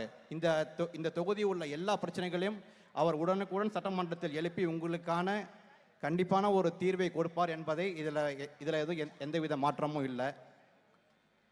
நான் அமைச்சர் சேகர் பாபு அவர்கள் சொல்கிறாரு, நம்மளுக்கு இந்த கட்சி பவள விழா கட்சி நம்ம கட்சிக்கு எதுக்கு பாடம் எடுக்கணும்னு சொல்கிறார். நான் கேட்குறேன், திமுக இத்தனை வருஷம் ஆட்சி அமைச்சிருக்கு, ஆனால் ஒரு வாட்டி கூட தனித்து ஆட்சி அமைக்கலை. ஏதோ கட்சியோட தான் அவங்க ஆட்சி அமைச்சிருக்கிறாங்க. நான் சேகர் பாபு அமைச்சருக்கு நான் ஒன்றா சொல்லிக்க விரும்புகிறேன். இப்போ நீங்கள் சொல்கிறீங்க இல்லையா, நீங்கள் பவள விழா கட்சின்னு சொல்கிறீங்க இல்லையா, இந்த பவள விழா கட்சிக்கு நான் ஓப்பனாக சேலஞ்ச் பண்ணுறேன். இந்த சட்டமன்ற தேர்தலில் 234 தொகுதியில் எங்களோட தளபதி அவர்கள் தனித்து நிற்கிறாரு. அந்த திராணி உங்களுக்கு இருக்கா? நீங்கள் 21 கட்சியோட கூட்டணி நிற்கிறீங்க. எந்தெந்த கட்சின்ற பேரே தெரில, அந்த கட்சிக்கெல்லாம் கூப்பிட்டு சீட்டு கொடுத்து நிற்க வைக்கிறீங்க. ஏன்னா தளபதியை கண்டு பயம். நீங்கள் உண்மையான ஆட்சி நடத்திருந்தீங்கன்னா உங்களுக்கு கூட்டணியும் தேவையில்லை, மக்கள் உங்களை தொடர்ந்து தேர்ந்தெடுத்திருப்பாங்க. ஆனால் மக்களுக்கு நீங்கள் எந்த வித நல்லதும் பண்ணலை. மக்களுக்கு மாறா பண்ணது என்னன்றது அன்றாட நம்ம நியூஸ் பேப்பர்லையும் டிவிலையும் பார்த்தாலுமே தெளிவாக தெரியுது. ஆகவே இன்னும் ஒரு 1.5 மாதத்து இன்னொரு 35 நாளில் நம்மளோட தளபதி ஆட்சி தமிழ்நாட்டில் வளரப்போகுது. தளபதியோட குரல் செஞ்சாஜ் கோட்டையில் ஒலிக்க போகுது.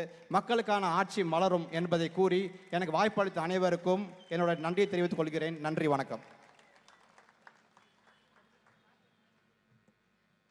ரொம்ப நன்றி சார். அடுத்ததாக அரசியலில் அஞ்சாத சிங்கம், நமது வட சென்னையின் தங்கம், மக்கள் பணியில் இதே புரசைவாக்கத்தில் எம்எல்ஏவாக பணியாற்றி புரசை பாபு என்று பெயர் பெற்று இன்று நமக்காக இங்கே எழும்பூரில் முழங்க காத்திருக்கும் கழகத்தின் மூத்த நிர்வாகி அஞ்சா நெஞ்சன் அண்ணன் VS பாபு அவர்களை உங்கள் முன் உரையாற்ற அன்புடன் அழைக்கிறோம்.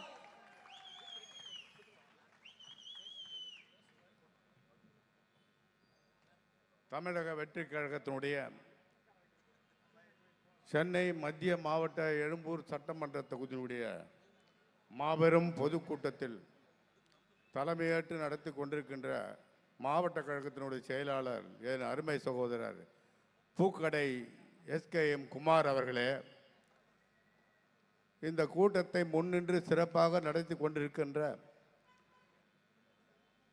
இன்னும் ஓரிரு மாதங்களில் சட்டமன்ற உறுப்பினராக ஆகப்படுகின்ற சிம்மக்கருளவன் என் அருமை சகோதரர் ராஜ்மோகன் அவர்களே, இந்த நிகழ்ச்சியிலே கலந்து கொண்டிருக்கின்ற மரியாதைக்குரிய தேர்தல் பிரச்சார மேலாண்மை குழு பொதுச் செயலாளரும் கழகத்தினுடைய சிங்கமாக இங்கே கட்சிக்கு கொண்டு கொண்டிருக்கின்ற நமது அருமை அண்ணன் ஆதவ் அர்ஜுனா அவர்களே,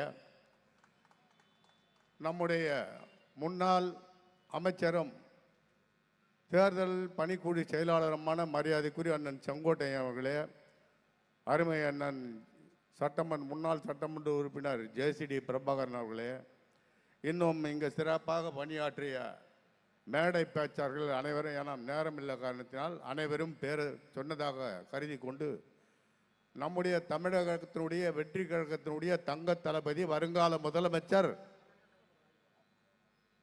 அண்ணன் அவர்களுடைய தலைமையிலே இன்றைக்கு தமிழ்நாட்டில் ஒரு சிறப்பான தேர்தல் பிரச்சார கூட்டங்கள் நடந்து கொண்டிருக்கிறது.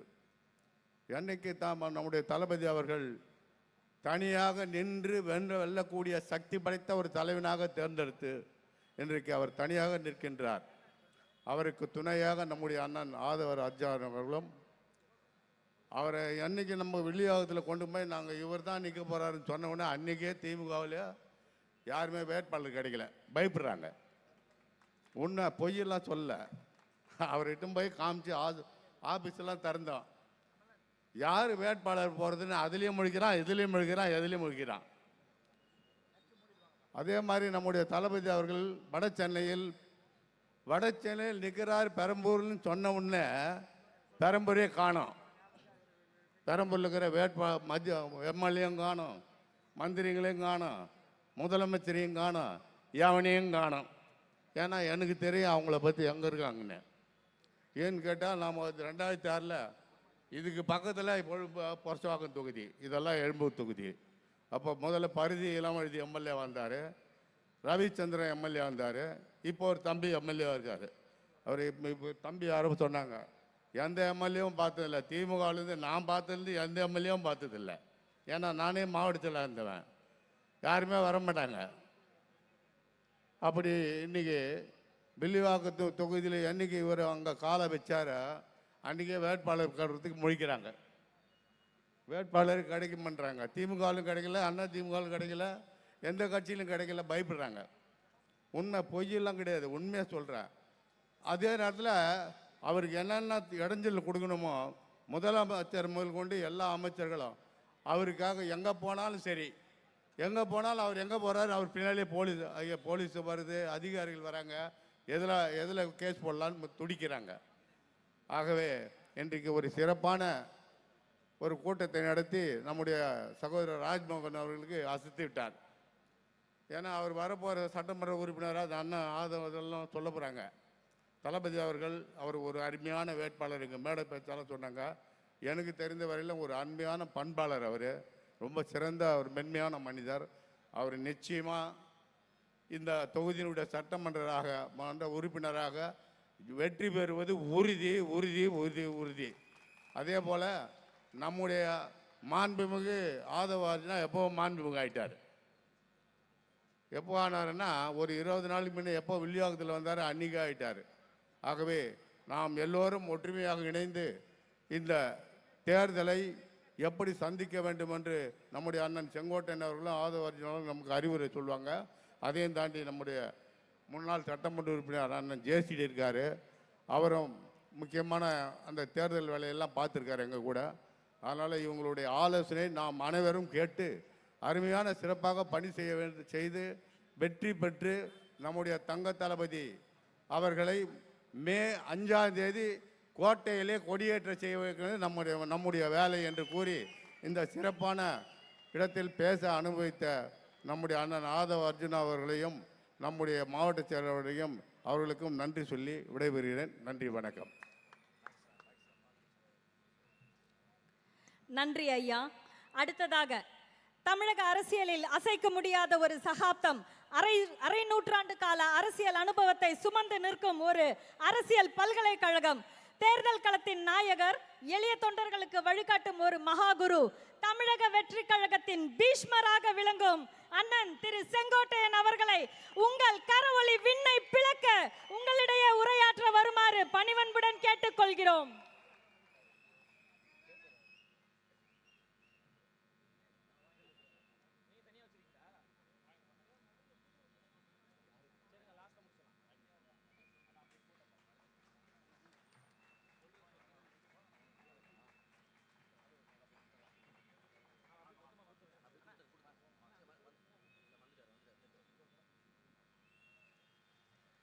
இணைய நிகழ்ச்சியின் தலைமை பொறுப்பை ஏற்று இந்த நிகழ்ச்சிக்கு பெருமை சேர்த்து வருகிற உங்களுடைய அன்பை பெற்றிருக்கிற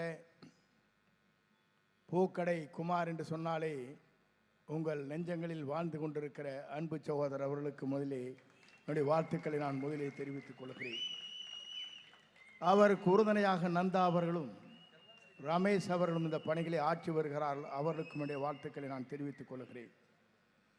இந்த நல்ல நிகழ்ச்சியிலே கலந்து கொண்டு சிறப்புரை ஆற்ற இருக்கிற இந்த மாவட்டத்தினுடைய ஒருங்கிணைப்பாளர், கழகத்தின் தேர்தல் மேலாண்மை பொதுச் செயலாளர், திராவிட முன்னேற்ற கழகத்தை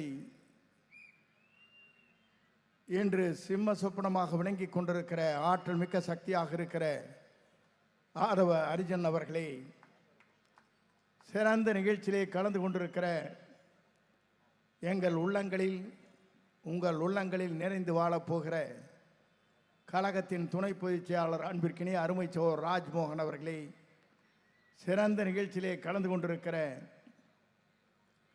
ஆற்றல் மிக்க அண்ணன் பாபு அவர்களே, கோபால் அசோக் அவர்களே, எனக்கு முன்னாலே உரையாற்றிவிட்டு சென்றிருக்கிற ஜேடிசி பிரபாகரன் அவர்களே, இந்த நல்ல நிகழ்ச்சியிலே கலந்து கொண்டு நாளை தமிழகத்தை மாற்றப் போகிற எழும்பூரை திராவிட முன்னேற்ற கழகத்தை ஓடோட விட இருக்கிற ஆற்றல் மிக்க சக்திகளாக இருக்கிற அன்பிற்கினிய சகோதர சகோதரிகளே, உங்கள் அத்தனை பேருக்கும் என்னுடைய பணிவான வணக்கத்தை முதலில் நான் தெரிவித்துக் கொள்கிறேன்.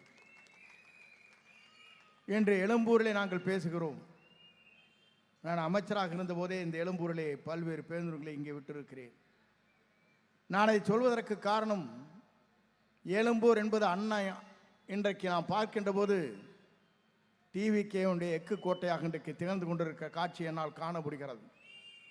ஏனென்று சொன்னால், ஒரு தலைவர் எப்படி இருக்க வேண்டுமோ அந்த தலைவர் அப்படி இருக்க வேண்டும் என்கிற வரலாற்றை படைக்கிறவர்களாக இங்கே அமர்ந்து கொண்டிருக்கிற ஆர்ப்பரிக்கிற தொண்டர்கள் இங்கே இருக்கிற காட்சி என்னால் காண முடிகிறது.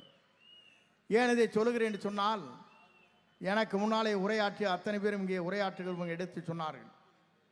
ஒரு தலைவர் எப்படி தோன்ற வேண்டும் என்பதற்கு நாம் பல்வேறு சரித்திரங்களை இன்றைக்கு கண்டிருக்கிறோம். புரட்சி தலைவர் முதலில் இந்த இயக்கத்தை துவங்கினார். துவங்கிற போது எல்லோரும் சொன்னார்கள், திராவிட முன்னேற்ற கழகத்தை சார்ந்தவர்கள் திரைப்படத்தை போல 100 நாட்கள் தான் ஓடப்போகிறது என்று சொன்னார்கள். ஆனால் புரட்சி தலைவர் என்றைக்கு பொது தேர்தலை சந்தித்தாரோ அவர் உயிருள்ளவரை தமிழ்நாட்டின் நிரந்தர முதலமைச்சர் என்ற வரலாற்றை படைத்த ஒரே தலைவர் புரட்சி தலைவர் எம்ஜிஆர். அவருக்கு பிறகு புரட்சி தலைவர் அம்மா அவர் பவுனி வந்தார்கள். அவரும் உயிருள்ளவரை தமிழ்நாட்டின் நிரந்தர முதலமைச்சராக இருந்தார்கள். நாளை தமிழகத்தை ஆளப்போகிற, தமிழகத்தினுடைய வெற்றிக்கிணையை தரப்போகிற, இந்தியாவை திரும்பி பார்க்கக்கூடிய ஒரு தலைவராக நம்முடைய வெற்றி தலைவர் தான் வரப்போகிறார். அதை யாராலும் மாற்றி காட்ட முடியாது என்ற வரலாறு தான் தமிழ்நாட்டில் உருவாக போகிறது. எல்லோரும் சொல்கிறார்கள் தனித்து நிற்கிறார்கள், சிங்கம் தனியாகத்தான் வரும். நான் சொல்வதற்கு காரணம், உங்களை போன்று வருவது நரிக்கூட்டங்கள், அதுதான் சேர்ந்து வரும். நான் இதை சொல்வதற்கு காரணம், துணிந்து நிற்கின்ற ஒரு தலைவரை நான் காணுகிறேன். நான் புரட்சி தலைவரோடு புரட்சி தலைவர் அம்மாவோடு பயணம் செய்ததற்கு பிறகு 50 ஆண்டு கால வரலாற்றுக்கு பிறகு தூக்கி எறிந்த போது என்னை தூக்கி பிடித்தவர் தான் உங்களுடைய தலைவர் என்பதை இன்றைக்கும் நெஞ்சார நான் மனதிலே வைத்துத்தான் இந்த இயக்கத்திலே இன்றைக்கு இணைந்திருக்கிறேன். இணைவது மட்டுமல்ல, என் உயிர் மூச்சொல்ல வரை அவரை முதலமைச்சர் ஆக்குவதுதான் என்னுடைய சூழலையாக ஏற்று பணியாற்றப் போகிறேன். நான் எதற்காக சொல்கிறேன் என்று சொன்னால், எல்லோரும் பார்த்தார்கள், 2 கட்சிகளும் இன்றைக்கு இருக்கிறது. நாட்டு மக்கள் என்ன சொல்கிறார் என்று சொன்னால், இந்த 2 கட்சிகளும் ஆள்வதற்கு தகுதியான கட்சிகள் இல்லை, மக்கள் தூக்கி எறிய வேண்டிய இயக்கம். நான் சொல்வதற்கு நான் ஒன்றைத்தான் அவரிடத்திலே சொல்ல விரும்புகிறேன். எல்லோரும் தேர்தல் அறிக்கை விடுவீர்கள், இதை செய்ய போகிறோம் அதை செய்ய போகிறோம் என்று சொல்வீர்கள். ஆனால் நம்முடைய தலைவர் ஒன்றைத்தான் சொல்வார், ஊழலற்ற ஆட்சியை நான் உருவாக்கி காட்டுவேன் என்று சொல்ல தலைவர் நம்முடைய தலைவரை தவிர யாரும் இல்லை. நீங்கள் அந்த வாக்குறுதி உங்களால் தர முடியாது. ஏனென்று சொன்னால், உங்களை அந்த வாக்குறுதியை தருவதற்கு நீங்கள் தகுதியற்றவர்கள். தகுதியுள்ள ஒரே தலைவராக, வெற்றி களத்திலே தலைவராக நாளை தமிழகத்தை ஆளப்போகிற, தமிழகத்திலே தேசிய கொடியை ஏற்றி வைக்கின்ற ஒரே தலைவர் நம்முடைய வெற்றி தலைவரை தவிர யாரும் இல்லை என்பதைத்தான் 2026 தேர்தல் முடிவுகள் அறிவிக்கப்பட இருக்கிறது. நான் கூட பார்த்தேன், இளைஞர்களை கண்டேன். நான் இன்றைக்கு சொல்கிறேன், 23ஆம் தேதி என்று நாம் தேர்தலை அடுத்த மாதம் சந்திக்க இருக்கிறோம். நான் பார்த்திருக்கிறேன் பல தேர்தல்களை. எல்லோரும் வாருங்கள், காலை 7 மணிக்கு வாக்குச்சாவடிக்கு வாருங்கள் நாம் அழைப்போம். ஆனால் இந்த முறை எப்படி வாக்குச்சாவடியில் இருக்க போகிறது என்று சொன்னால், 4 மணிக்கு நீங்கள் காத்து கொண்டிருப்பீர்கள், 10 மணிக்கு தீர்ப்பு வழங்க முடியும். அங்கே பார்க்கிற போது நமக்கு தெரியும், 60% வாக்கு நமக்கு கிடைத்திருக்கிறது. 10 மணிக்கு வெற்றி நம்மை தாடி இருக்கிறது என்ற நிலைதான் 23ஆம் தேதி 10 மணிக்கே நம்முடைய தேர்தல் தீர்ப்பு வழங்கப்பட்டிருக்கிற நாளாக இந்த நாள் அமையும். நான் எதற்காக சொல்லுவேன் சொன்னால், பல தேர்தலை சந்தித்தவன், பல தரவுகளோடு பயணத்தை செய்தவன். இன்றைக்கு இருக்கின்ற நிலைகளை வேறு. நம்முடைய தலைவர் எப்போது வருவார், எப்போது அவரை காணப்போகிறோம் என்று மக்கள் துடித்துக் கொண்டிருக்கிறார்கள். தலைவர் சென்னையை நோக்கி வருவார், பெரம்பூரிலே புறப்படுவார். புறப்பட்டதற்கு பிறகு சென்னை மாநகரமே தம்பித்து போகின்ற அளவிற்குத்தான் மக்கள் கூட்டம் இருக்குமே தவிர எந்த தலைவருக்கும் இருக்க போவதில்லை என்ற வரலாற்றை படைப்போம், வெற்றியை காண்போம் என்று சொல்லி, நேரம் சுருக்கமாக இருக்கின்ற காரணத்தினாலே நம்முடைய ராஜ்மோகனை பொறுத்தவரையிலும் நல்லவர், பண்பாளர், நல்ல சிறந்த பேச்சாளர், உங்களை அணுகக்கூடியவர், தலைவருக்கே அங்கே பார்க்கின்ற போது வாருங்கள் ராஜ்குமார் என்று தோளை தட்டக்கூடியவர். அப்படிப்பட்டவர் உங்களுக்கு கிடைத்திருக்கிறார், நல்ல மனிதன் உங்களுக்கு கிடைத்திருக்கிறார். அவரை பயன்படுத்திக் கொள்ளுங்கள். வெற்றியை தேடித்தான் என்று அழைத்து விடைபெறுகிறேன். நன்றி, வணக்கம். வாழும் வரலாறை இங்கே முழங்கிய அண்ணன் அவர்களுக்கு நன்றி. அரசியல் களத்தில் வெறும் வேகம் மட்டும் போதாது, அந்த வேகத்தை திசை திருப்பும் விவேகமும் வேண்டும். எந்த ஒரு இயக்கத்துக்கும் பவர் ஹவுஸ் என்று ஒன்று உண்டு. அதுபோல power house of TVK. Ladies and gentlemen, please put your hands together for the mitochondria of TVK.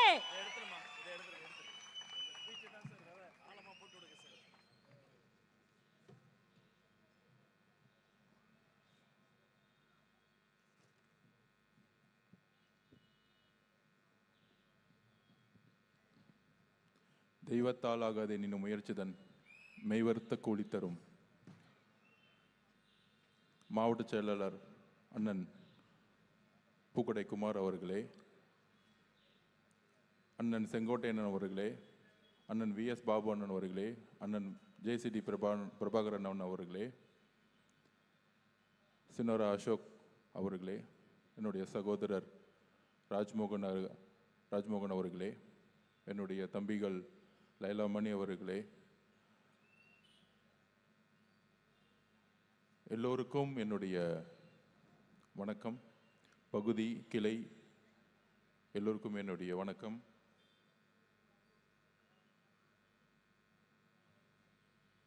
எனக்கு முன்னாடி பேசிய என்னுடைய தம்பி ரமேஷ் அவர்களுக்கும் என்னுடைய வணக்கம். 2026ஆம் ஆண்டின் நம்மளுடைய தலைவர், ஒரே நம்பிக்கை, ஒரே முகம், முதலமைச்சராக வரப்போகின்ற நம்மளுடைய தலைவர் அவர்களுக்கும் என்னுடைய வணக்கத்தை தெரிவித்து,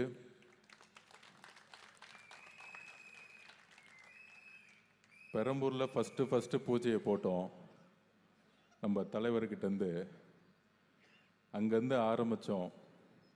வரிசையாக செயல் வீரர்கள் கூட்டம், பொதுக்கூட்டம்னு வரிசையாக போட்டுட்ருக்கோம். தமிழ்நாடு முழுசும் செயல் வீரர்கள் கூட்டம் நடந்துக்கிட்டு இருக்கு. 1962க்கு அப்புறம் திமுக கிட்ட எப்பயுமே ஒரு திமிருத்தனம் இருக்கும். சென்னைனா எங்கள் கோட்டை அப்படின்னு. இந்த 2 மாசத்துல சென்னையில் ஒரு மூச்சு பேச்சு கூட கிடையாது எந்த அமைச்சர்கிட்டையும். அப்படியே அமைதியாயிட்டாங்க. ஏன்னா நம்ம தலைவர் அந்த அளவுக்கு ஒவ்வொரு தொகுதிக்கும் ஒரு பொறுப்பாளர் அமைச்சிருக்கார். பெரம்பூர் யார் பொறுப்பாளர்னு தெரியும் உங்களுக்கு, அதை நான் சொல்லணும்னு அவசியம் இல்லை.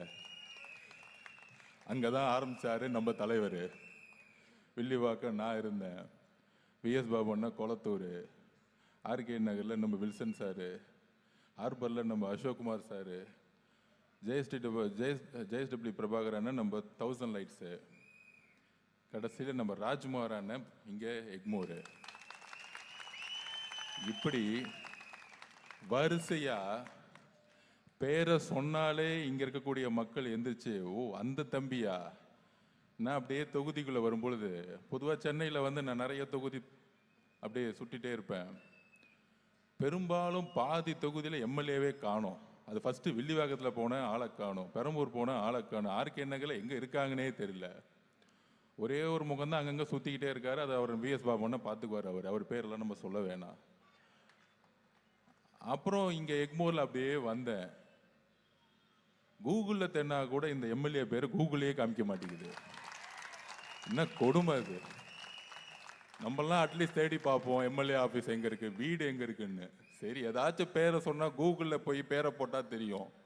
கூகுளுக்கே மறந்துருச்சு எக்மோரில் யார் எம்எல்ஏ அப்படின்னு.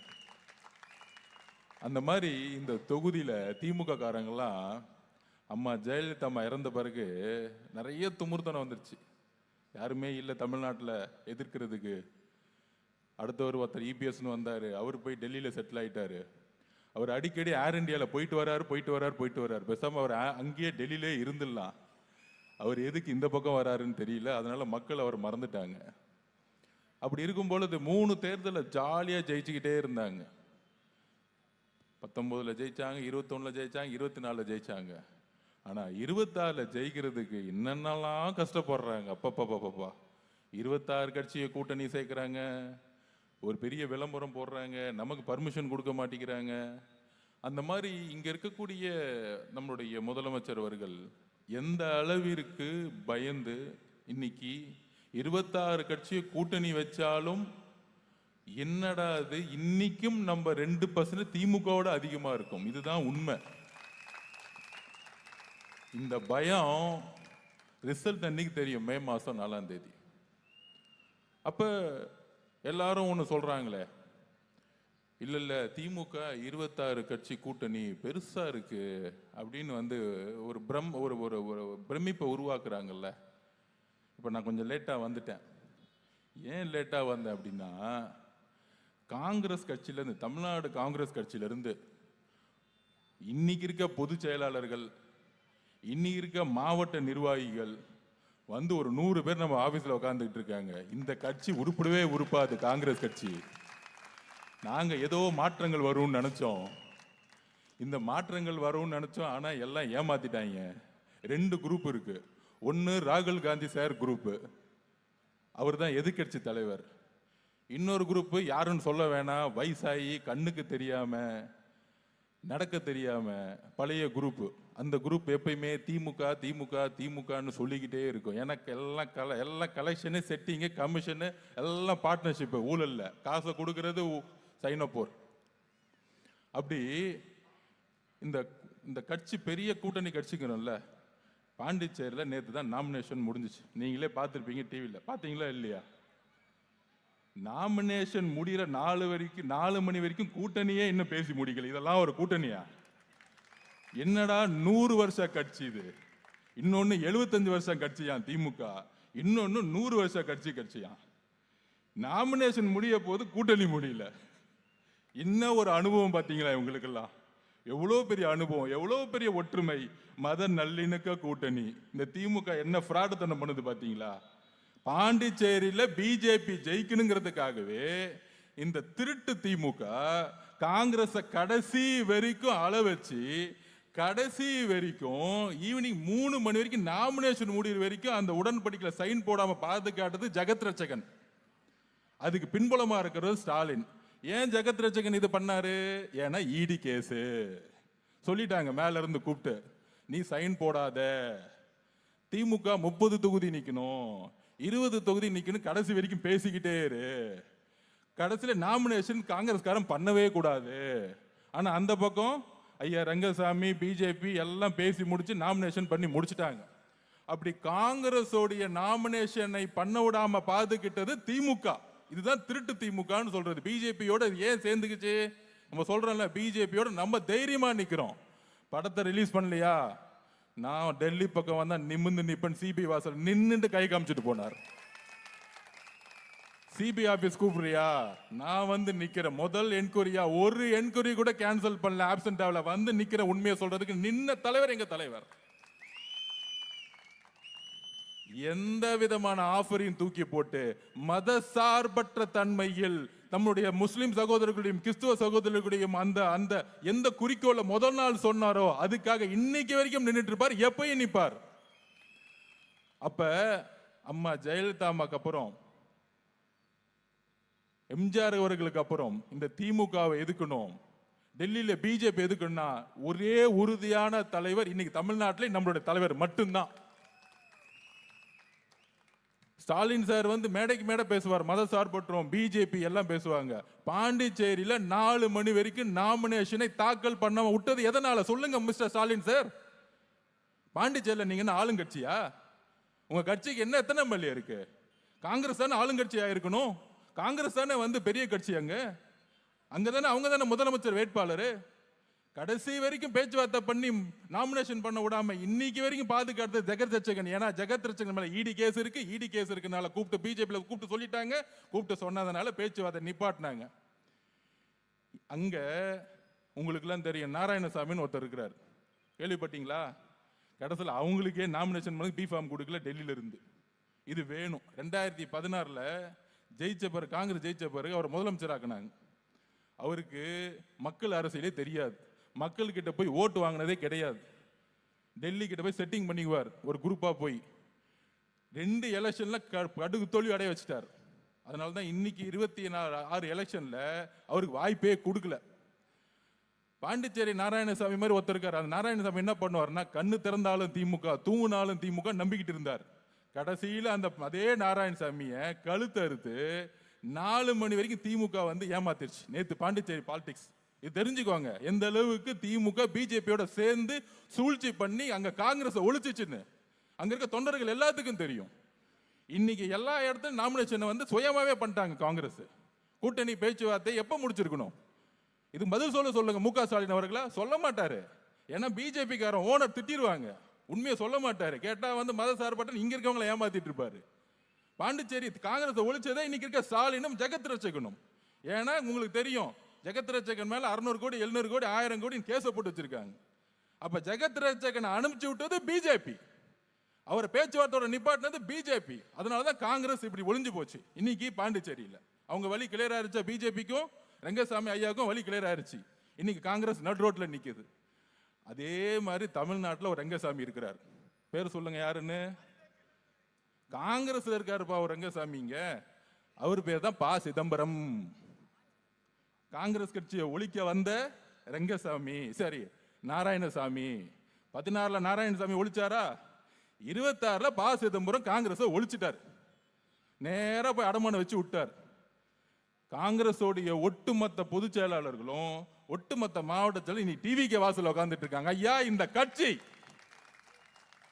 திமுக சொல்லி காமராஜர் காமராஜர் சொல்லி 50 வருஷமா திமுக குதிரை மேல ஏறி உக்காந்துக்கிட்டு ஒரு மாற்றம் வராதான்னு நினைச்சோம். நாங்கெல்லாம் நினைச்சோம். எங்க ராகுல் காந்தி சார் விஜய் மேலதான் அன்பு வச்சிருக்கிறார், இதுதான் உண்மை. நாங்க போய் கேட்டுட்டு வந்தோம். ஆனா அந்த பழைய வயசான குரூப் இருக்கு, அவங்கெல்லாம் சூழ்ச்சி பண்ணி ஏதோ பேசி போய் அடமானம் வச்சுட்டாங்க. வாங்க வேண்டிய பெட்டியெல்லாம் வாங்கி அடமானம் வச்சுட்டாங்க. எங்களுக்கு இந்த காங்கிரஸ் மேல நம்பிக்கையில் 100 பேர் இன்னைக்கு வந்து நம்ம ஆபீஸ் வாசல்ல உட்காந்துட்டு இருக்காங்க தலைவரை பார்க்கணும்னு. இதுதான் இன்னைக்கு காங்கிரஸோடைய மிகப்பெரிய பிளவு. இன்னும் 2 நாள்ல காங்கிரஸ் கட்சியோட முக்கியமான நிர்வாகிகள் டிவிக்கு ஐக்கியமா போறாங்க. இதுதான் உண்மை. எப்படி நாராயணசாமி திமுக ஒழிச்சுச்சோ அதே மாதிரி 2029 பாஸ் எதுவும் சீட்டே கிடைக்காது, அவரும் காணா போயிடுவார். காங்கிரஸ் கட்சியும் ஒழிச்சு அவரும் காணா போயிடுவார். அப்ப இத்தனை வருஷம் எக்ஸ்பீரியன்ஸ் இருந்து என்ன பெறுகிறோம்? நாங்கள் அனுபவசாலிகள், எங்களுக்கு அறிவு இருக்கு, எங்களுக்கு பொருளாதாரம் தெரியும், அது தெரியும், இது தெரியும், எல்லா கதையா டிவியில விடுவாங்க. ஆனா காங்கிரஸ் கட்சியை வளர விடவே மாட்டாங்க. அப்ப திமுக என்ன பண்ணுது? இன்னைக்கு கூட்டணி கட்சிகளை எப்படி டீல் போட்டு முடிக்கிறாங்க பாருங்க. பிஜேபியில இருந்து நேத்து வந்த பிரேமலதா அக்காக்கு 10 தொகுதி, ஒரு ராஜ்யசபா எம்பி, 34 எம்எல்ஏ கொண்ட ராஜ்யசபா எம்பி.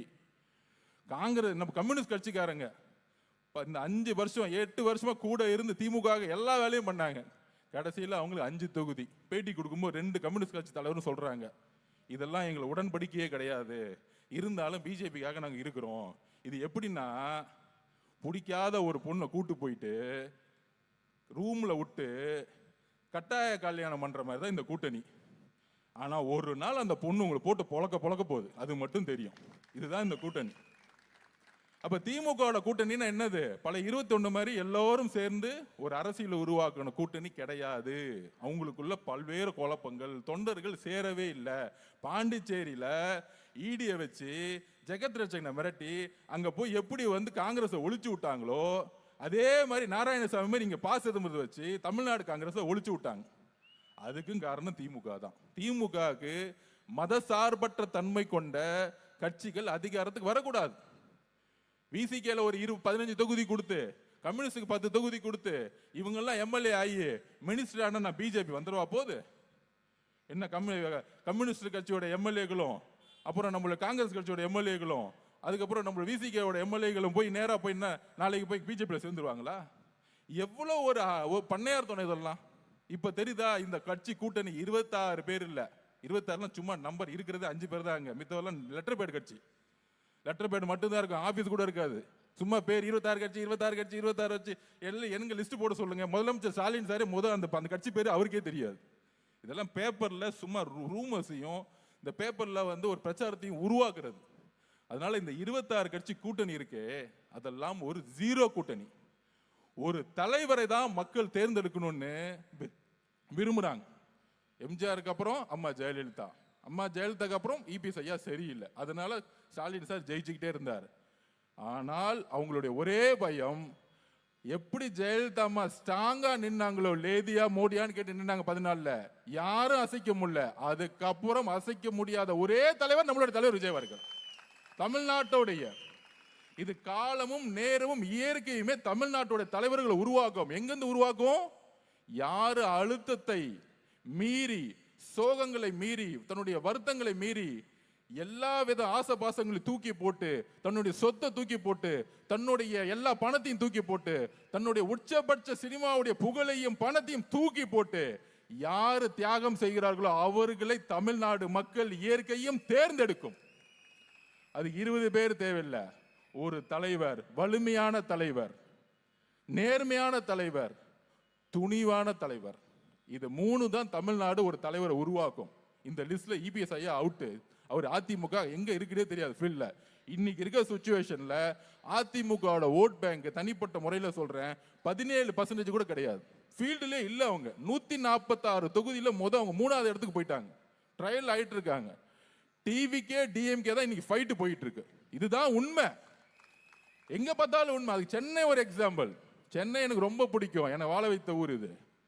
சென்னையில் கேண்டிடேட்ஸோடைய தொகுதி பொறுப்பாளர்களை தலைவர் அனுப்பிச்ச பிறகு 16 தொகுதியில் 11 தொகுதியில் நம்ம ஃப்ரெண்ட்ல நின்றுட்டு இருக்கோம்.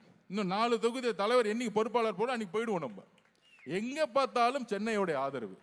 ஏன்னா நான் ஓப்பனாக சொல்றேன், இதே எக்மோர் தொகுதி திடீர் நகர்னு உங்களுக்கு இங்கே ஒரு இடம் இருக்கு, உங்களுக்குலாம் தெரியும். 60லையும் அப்படிதான் இருந்துச்சு, 70லையும் அப்படிதான் இருந்துச்சு, 2000லையும் அப்படிதான் இருந்துச்சு, 2026லையும் அப்படிதான் இருக்கு. ஒரு கழிப்பறை கிடையாது, ஒரு தண்ணி வசதி கிடையாது. சேரி மக்களாக இருக்கக்கூடிய நம்மளுடைய சகோதரர்கள்னு சொல்லிட்டு இன்னும் ஒதுக்குப்புறத்தில் ஓரமாக வச்சுக்கிட்டே இருக்கிறாங்க. கவர்மெண்ட் வந்து எங்கேயுமே போய் சேரல. நம்மளுடைய தலித் சகோதரர்களுக்கு எதுவுமே கிடைச்சதே கிடையாது. அப்போ ஒதுக்குறாங்க. எங்கெல்லாம் வந்து ஒடுக்கப்பட்ட மக்கள் இருக்காங்களோ அவங்களுக்கு எதுவுமே கிடைக்கிறது இல்லை. என்ன வந்து ஒரு 1000 ரூபாய் கொடுத்துட்டு ஓட்டு போட்டு போயிடுன்னு சொல்லிட்டு போயிடுவாங்க. அப்போ எக்மோர் தொகுதி எந்த அளவிற்கு பின்புலத்தில் இருக்கு. எல்லா இடத்துலையும் இவங்க சேரிகளா மாற்றணும். மக்கள் ஏழ்மையா இருக்கணும். ஏழ்மையா இருந்து அவங்களுக்கு சும்மா 1000 ரூபாய் கொடுத்து ஓட்டை விலை கொடுத்து வாங்கணும். ஆனா எந்த வளர்ச்சியும் கிடையாது இங்க இருக்கக்கூடிய எக்மோர் மக்களுக்கு.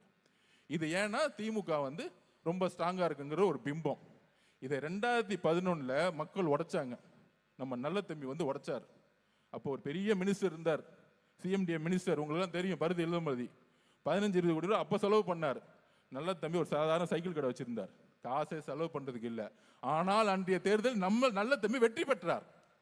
அந்த மாதிரி நம்மளுடைய கட்சியில பல்வேறு நல்ல தம்பிகளை தலைவர் அப்பாயின்மெண்ட் பண்ண போறார். நீ ஏழையாரு, நீ ஏழையாரு, அதை பத்தி கவலை. உண்மையாரு, நேர்மையாரு, தைரியமாரு, அவரை கேண்டிடேட் ஆக்குவார் தலைவர்.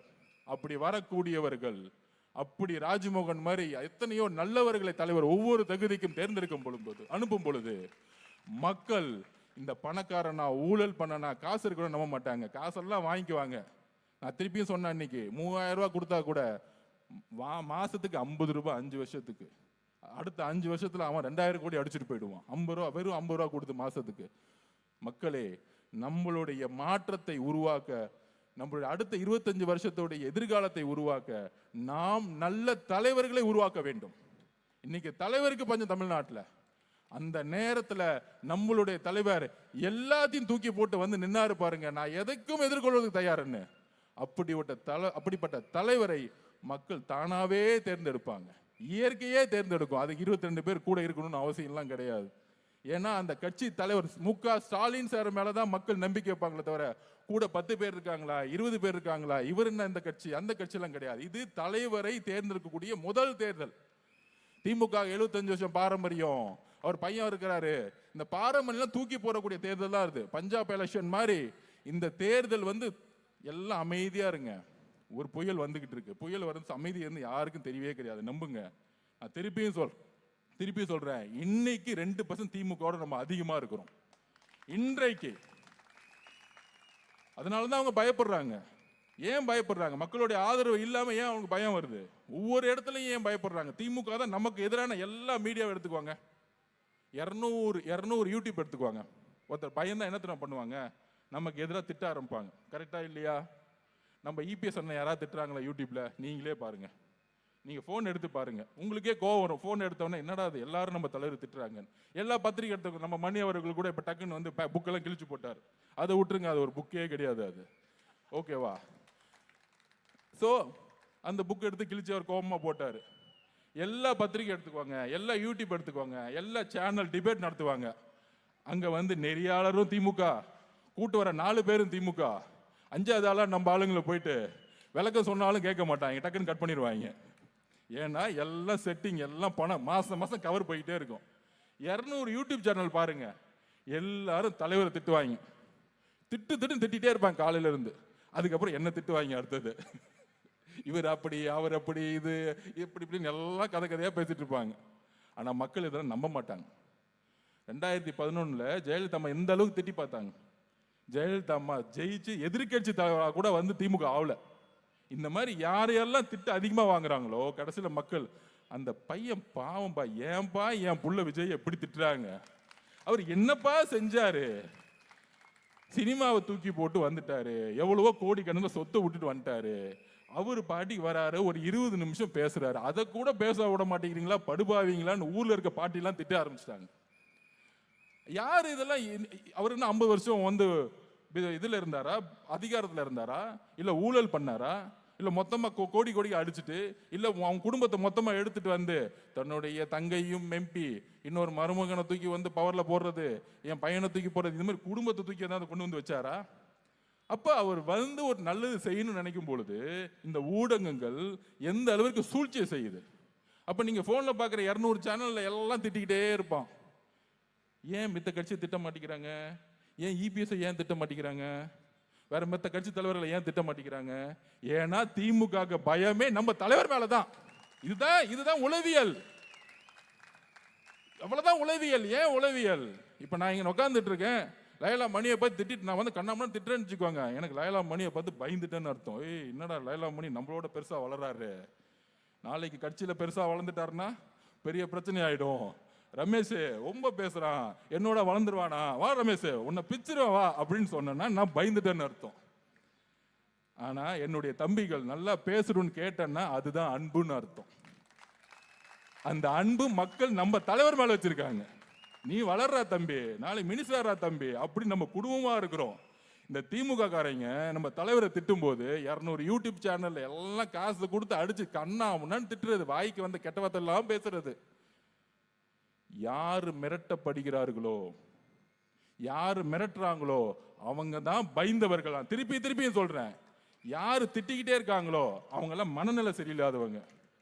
நம்ம தலைவரை பார்த்து பயந்துட்டா இருக்காங்க. அவர் எதா பத்தியும் கண்டுக்கிறது இல்லை. நேரா வந்து கேண்டிடேட் செலக்ஷன்ல இருக்கிறாரு. அடுத்து எங்க பிரச்சாரம் போகணும், எங்க மனு போகணும், எந்த ரோட்ல எப்ப கிளம்பணும். ஆனா மகன்களா திமுக ரெடி ஆகிக்கோங்க, அவர் ரோட்டுக்கு வரும்போது நீங்க செத்தீங்க. நான் இப்பயே சொல்லிட்டேன், இத்தனை நாள் நீங்க ரோட்டுக்கு உள்ள அவரை எழுதி வச்சுக்கோங்க, உங்க பரம்பரையே வருத்தப்பட போகுது. ஏன் தான் பிறந்தோம், பேசாம புள்ள அடுத்த இன்ப நீதியெல்லாம் அமெரிக்காவுக்கு செட்டில் பண்ணிடுவோம், தமிழ்நாட்டு பக்கம் திரும்பியே யோசிக்க கூடாது. ரெட் ஜெயிண்ட் வச்சா படம் எடுக்கிறீங்க, உங்க கம்பெனிக்கு இருக்கு நோட்டீஸ் இன்னும் 3 மாசத்துல. எல்லா சினிமா நடிகர்கள் நடிகைகளை ஏன் பேச மாட்டேங்கிறாங்க சொல்லுங்க, நீங்களே சொல்லுங்க. 2021க்கு முன்னாடி ரெட் ஜெயின்ங்கிற கம்பெனி எத்தனை படம் எடுத்துச்சு? இன்னைக்கு 1000 கோடி படத்தை வச்சு எல்லா படமும் எடுக்கிறாங்க. எந்த படம்? ஊழல் படம். அது யாரு? நம்ம கமலஹாசன் அவர்கள் ப்ரொடியூசரா. மாற்றத்தை உடைச்சி, டிவியை உடைச்சி, ஊழலை உடைச்சி கடைசியில் ரெட் ஜெயின்ல ப்ரொடியூசர் ஆயிட்டார். இதுதான் மாற்றமா? ஒட்டுமொத்த ஊழல் பணத்தையும் வைத்து சினிமா எடுக்கக்கூடிய ரெட் ஜெயின் படத்துல இன்னைக்கு கமலஹாசன் இருக்கிறார். ஆனா அதை பத்தி பேசணும்னு வச்சுக்கோங்க, 12ஆம் கிளாஸ் பொண்ணு ரேப் ஆகி, கழிவறைக்கு போன பொண்ணு ரேப் ஆகி தூத்துக்குடியில கொடூரமா கொலை செய்யப்படும் பொழுது திமுக முதலமைச்சரும் பேசல, உதயநிதியும் பேசல, எம்எல்ஏ பேசல, மினிஸ்டர் பேசல.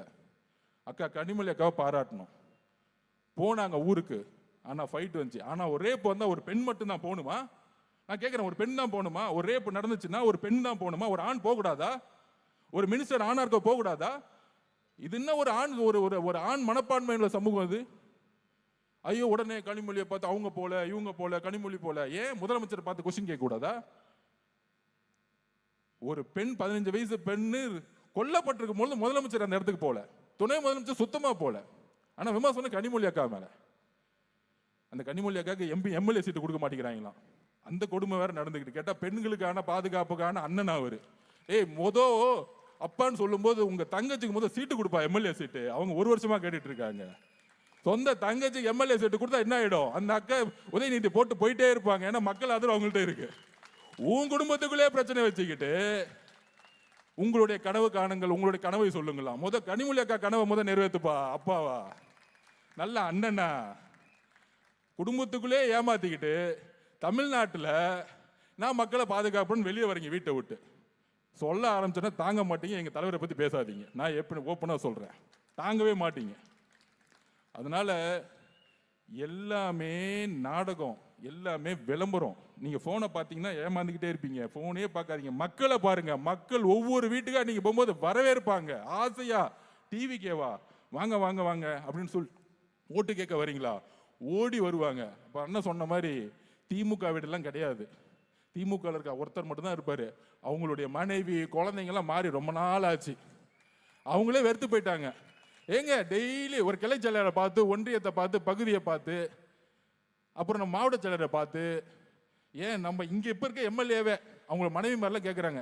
ஏங்க 30 வருஷமா வரீங்க போறீங்க. உதயநிதி நேற்று வந்த உதயநிதி துணை முதலமைச்சர், நீங்க என்னங்க பண்ணிட்டு இருக்கீங்க நீங்க அப்படின்னு திமுக கூட்டத்தில் கேட்குறாங்க. அங்க இருக்க அமைச்சரோட பசங்களை எம்பி ஆயிட்டாங்க. அப்ப பகுதி என்ன ஆகுது, ஒன்றியம் என்ன ஆகுது, கிளை என்ன ஆகுது, மாவட்டம் என்ன ஆகுது, அடிமை மாதிரி வேலை பார்த்துக்கிட்டே இருக்கணும். இந்த குடும்பம் மட்டும் முதலமைச்சர் ஆயிடுவாங்க, துணை முதலமைச்சர் ஆயிடுவாங்க, எம்பி ஆயிடுவாங்க, மினிஸ்டர் ஆயிடுவாங்க, கூட இருக்கிற எல்லா கட்டிங் மினிஸ்டரோட பசங்க எம்பி ஆயிடுவாங்க. இதுதான் திமுக. இந்த திமுக ஜெயிக்குமா? ஜெயிக்கவே ஜெயிக்காது. நான் எல்லாம் கால்குலேஷன் போட்டு பார்த்தேன். எந்த காலத்தில் 2வது அடி திமுக தேர்ந்தெடுத்த வரலாறே கிடையாது. அதனாலதான் பயந்து லெட்டர் பேட் கட்சியெல்லாம் கூப்பிட்டு வாங்க வாங்கன்னு கூட்டணி சேர்த்துக்கிறார். இல்ல அக்கா, நீங்க இன்னைக்கு ஒரு யூடியூப்ல ஒரு 10 நிமிஷம் திட்டுங்க அண்ணனை, உங்களை கூப்பிட்டு மாலை போட்டு ஒரு 10 லட்சம் கொடுத்துருவாரு. இதுதான் ஸ்டாலின் சாரோடைய பிரச்சனை. யாரா திட்டுறீங்களோ வாங்க மாலை போட்டு, ஸ்டாலின் சாரே பாப்பாரு, யூடியூப்ல பேசலாம். என்ன உளவியல் பாருங்க. ஒரு முதலமைச்சர் எப்படி இருக்கணும். அண்ணா உட்கார்ந்த சீட்டு, ஏன் கலைஞர் மேல கூட விமர்சனம் இருந்தாலும் ஒரு பெரிய தலைவர் அவர் உட்கார்ந்த சீட்டு, இப்படி ஒருத்தர் உட்கார வச்சு பெரிய தலைவர்னு ஒரு 5 வருஷம் பிராண்டிங் பண்ணி நடிச்சு கடைசியில் மக்களே அது நம்புறதில்லை. அதனால தோழர்களே, காங்கிரஸ் கட்சியோடைய முக்கியமான நிர்வாகிகள் இணைப்பு விழா நாளான்னைக்கு நடக்க போகுது. யாரும் இந்த காங்கிரஸ் கட்சியே கிடையாது. பாண்டிச்சேரியில் ஒழிச்சிட்டாங்க காங்கிரஸ் கட்சி, திமுக தான் ஒழிச்சிட்டாங்க. கூட்டணி இருக்க கம்யூனிஸ்ட் தோழர்களை அள வச்சு நீங்க ரோட்ல விட்டுட்டாங்க. அக்கா பிரேமலதாக்காக்கு நன்றி சொல்லணும். உள்ள போய் எல்லா வேலையும் சூப்பரா பண்ணிட்டாங்க, பக்காவா பழி வாங்கிட்டாங்க. அந்த அரசியலை அக்கா கிட்ட பாராட்டணும் நம்ம. அதனால திமுக இன்றைக்கு மிகப்பெரிய வலு இல்லாத ஒரு கூட்டணியாகவும் ஒரு தலைவராகவும் இன்னைக்கு இருக்கக்கூடிய ஒரே விஷயம் தான் நடந்துட்டு இருக்கு. அது ஒரு எக்ஸாம்பிளா சொல்லிடுறேன். ஒரு ஆள் எங்க தலைவர், அதை எதிர்த்து நிக்கிறதுக்கு மு.க. ஸ்டாலினுக்கு 26 கட்சி தேவைப்படுது. இதுல யார் வலுவான தலைவர்? சொல்லுங்க. ஒட்டுமொத்த டெல்லியும் உங்களோட படத்தை நீங்க செட்டிங் போட்டு அவருக்கு மு.க. ஸ்டாலினோட படத்தை ரிலீஸ் பண்ணிட்டாங்க. இஸ்லாமிய சகோதரிகளை, கிறிஸ்துவ சகோதரிகளை எழுதி வச்சுக்கோங்க. அவங்களுடைய படத்தை என்ன பராசக்தியா, ஓகே, பராசக்தி படத்தை ரிலீஸ் பண்ணிட்டாங்க. யாருக்கிட்ட? டெல்லியில பேசி, பிஜேபி கிட்ட பேசி நம்ம படத்தை ரிலீஸ் இது வரைக்கும் பண்ணல. அப்ப யாரு உறுதியான தலைவர்? யாரு? நம்மளுடைய தலைவர். அப்ப நம்ம தலைவர் எதுக்கு 26 பேர் வேணும்? அது இல்லாம ஆப்போசிட்ல இபிஎஸ் இன்னொரு 10 பேர் சேர்த்துக்கிறாரு. திடீர்னு வந்து நம்மளை திட்டிட்டு இருக்காரு, கரூருக்கு இவங்க தான் காரணம். 3 மாசத்துக்கு முன்னாடி வேற காரணம் சொன்னாரு, திமுகன்னு சொன்னாரு. இன்னைக்கு அவரை முதலமைச்சர் ஆகிறதுக்கு நம்ம கட்சி ஆரம்பிச்சிருக்கோம். அதனால அவங்களுக்கெல்லாம் பதில் சொல்லாம வீடு வீடா, பூத்து பூத்தா நம்மளுடைய தலைவருடைய முகத்தை, தன்னுடைய தலைவருடைய குறிக்கோள்களை போய் சொல்லுங்க. தமிழகத்தில் ஆட்சி மாற்றம் மிகப்பெரிய அளவில் நடக்கும். எழுதி வச்சுக்கோங்க. பஞ்சாப் எலெக்ஷன் மாதிரி மிகப்பெரிய மாற்றத்தை உருவாக்குவாங்க. அவங்கெல்லாம் நீங்களாம் ஒரு எம்எல்ஏவான்னு கேட்டார் அன்னைக்கு இருந்த பஞ்சாப்ல இருக்க முதலமைச்சர். ஆனால் சாதாரண இளைஞர்கள் ஜெயிச்சுட்டு ஆட்சி மாற்றத்தை உருவாக்கி போயிட்டே இருந்தாங்க, ஆம் ஆத்மி கட்சி மாதிரி. அதனால நாம் நம்புவோம். நம்மளுடைய பொறுப்பாளர் எக்மோர் தொகுதியில் யார் வேட்பாளர்னு இன்னும் அண்ணன் 2-3 நாள் ரிலீஸ் பண்ணும்போது உங்களுக்கு தெரியும். அது வரைக்கும் நம்மளுடைய தொகுதியுடைய பொறுப்பாளர் ராஜ்மோகன் அண்ணன் ரொம்ப எளிமையானவர், படித்தவர், நேர்மையானவர், அம்பேத்கருடைய புரட்சியாளர் அம்பேத்கருடைய ஒரு மிகப்பெரிய ஃபாலோவருங்கிறது உங்களுக்கு எல்லாத்துக்கும் தெரியும். எங்க கட்சியில ஜாதியே கிடையாதுப்பா. ஓப்பனிங் பேட்ஸ்மேனே எங்களுடைய ராஜ்மோகன் அண்ணன் தான். தலைவர் பேசுறதுக்கு முன்னாடி பேசுறதே ராஜ்மோகன் அண்ணன் தான். ஸோ அந்த மாதிரி எங்களுடைய ஒரு அழகான குடும்பத்திலிருந்து பொறுப்பாளராக அண்ணன் ராஜ்மோகன் வந்திருக்காரு, நம்ம குமார் அண்ணன் வந்திருக்காரு. நீங்கள்லாம் அவரை வரவேற்று அவரை வந்து தலைவர் சொல்லி முடிச்சவனே அவர் எங்க அனுப்பணும்னு உங்களுக்கு தெரியும். தலைவர் ஆல்ரெடி செஞ்சாச்சு, கோட்டைக்கு அனுப்பிச்சிட்டீங்க. நன்றி, வணக்கம். தேங்க்யூ.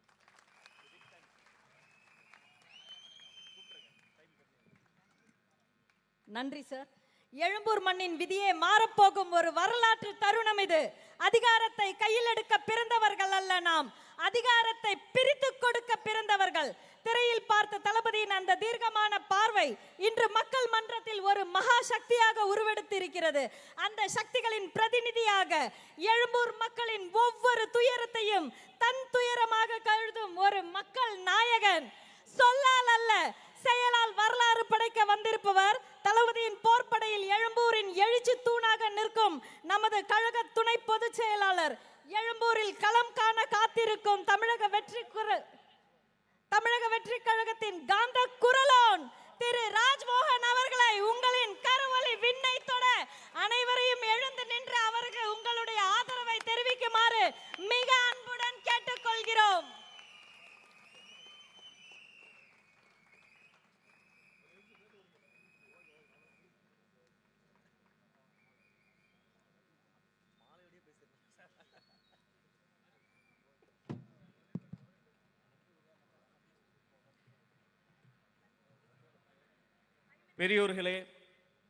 பெரியோர்களே, தாய்மார்களே, அண்ணன்களே, அக்காக்களே, தம்பிகளே, தங்கைகளே, சொந்தங்களே, பந்தங்களே, அவர்களே, இவர்களே, நல்லவர்களே, வல்லவர்களே, தளபதி நெஞ்சில் குடியிருக்கும் தமிழக வெற்றி கழகமே. இத்தனை மணிக்கு இவ்வளவு வைப்ஸ், ஜெயிச்சிட்டாரு தளபதி, ஜெயிச்சிட்டாரு.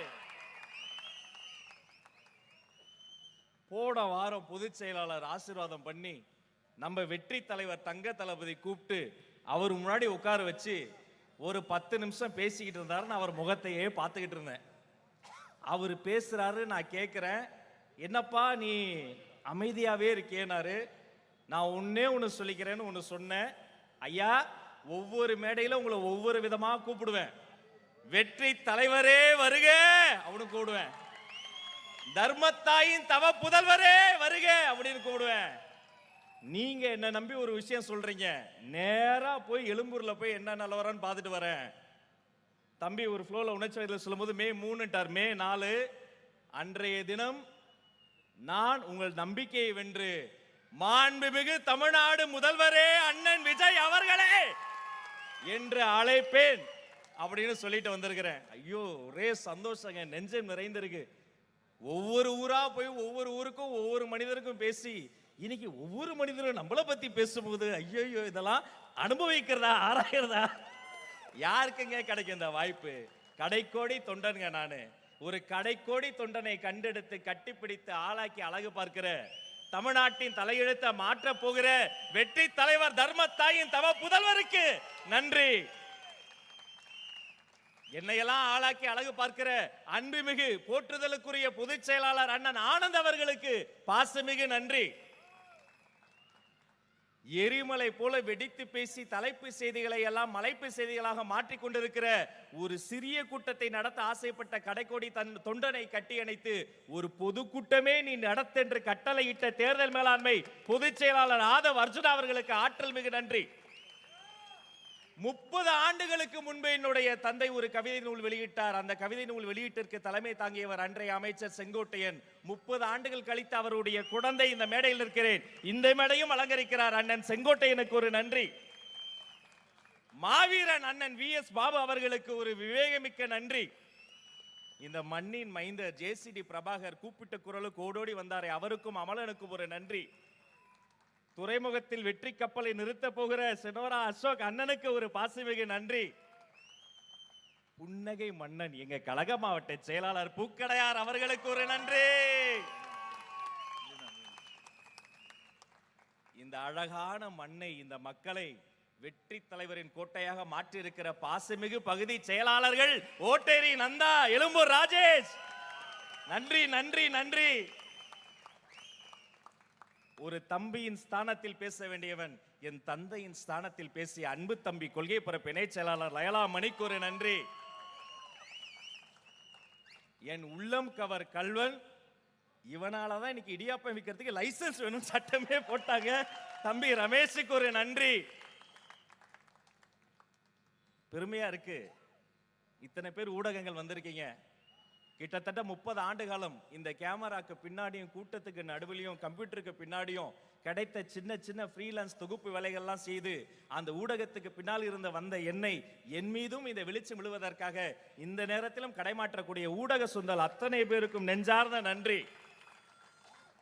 ஒரே கூட்டம், இந்த கூட்டம்லாம் திமுக வாய்ப்பு இல்லை. ஏன்னா 10 மணிக்கு இவ்வளவு கூட்டம் நிக்காது. 9 மணிக்கே மாப்பிள்ள கடை சாத்திரமா, மாப்பிள்ள கை நடுங்குது போயிருவோம், மீறி சாத்திரானா ஓட்டையில விட்டு ஏய் மாவீரன் ஏய் ஜல்லிக்கட்டு.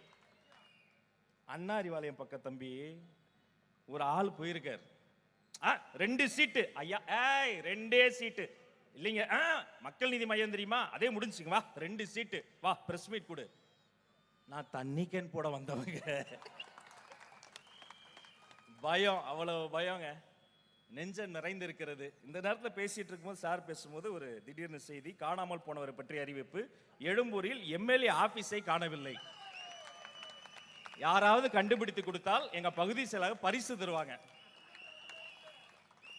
கடல்லே இல்லையா, கூகுள் மேப்ல இல்லையா, எப்படி இருக்கும்? அதை காணாமல் ஆக்கினதே ஒரு மாண்புமிகு அமைச்சர் தானே. வெற்றி தலைவர் அவர்கள் தன்னுடைய உச்சத்தை விட்டு உதறி தள்ளிவிட்டு மக்களுக்கு தன்னை ஆளாக்கி எவர்களுக்கு நல்லது செய்யணும்னு வந்திருக்கிறாரு.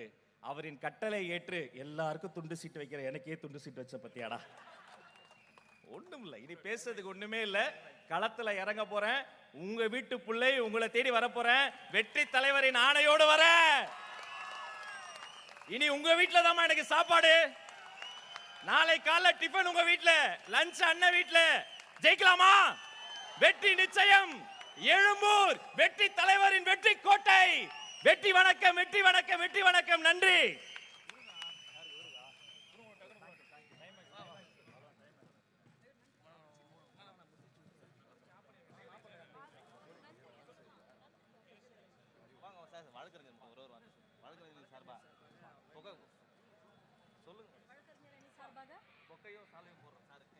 வழக்கறிஞர் அணி சார்பாக அண்ணனுக்கு மாலை மரியாதை செய்யப்படுகிறது. மக்களே பாதுகாப்பாக இல்லம் திரும்புங்கள். தளபதியின் வெற்றி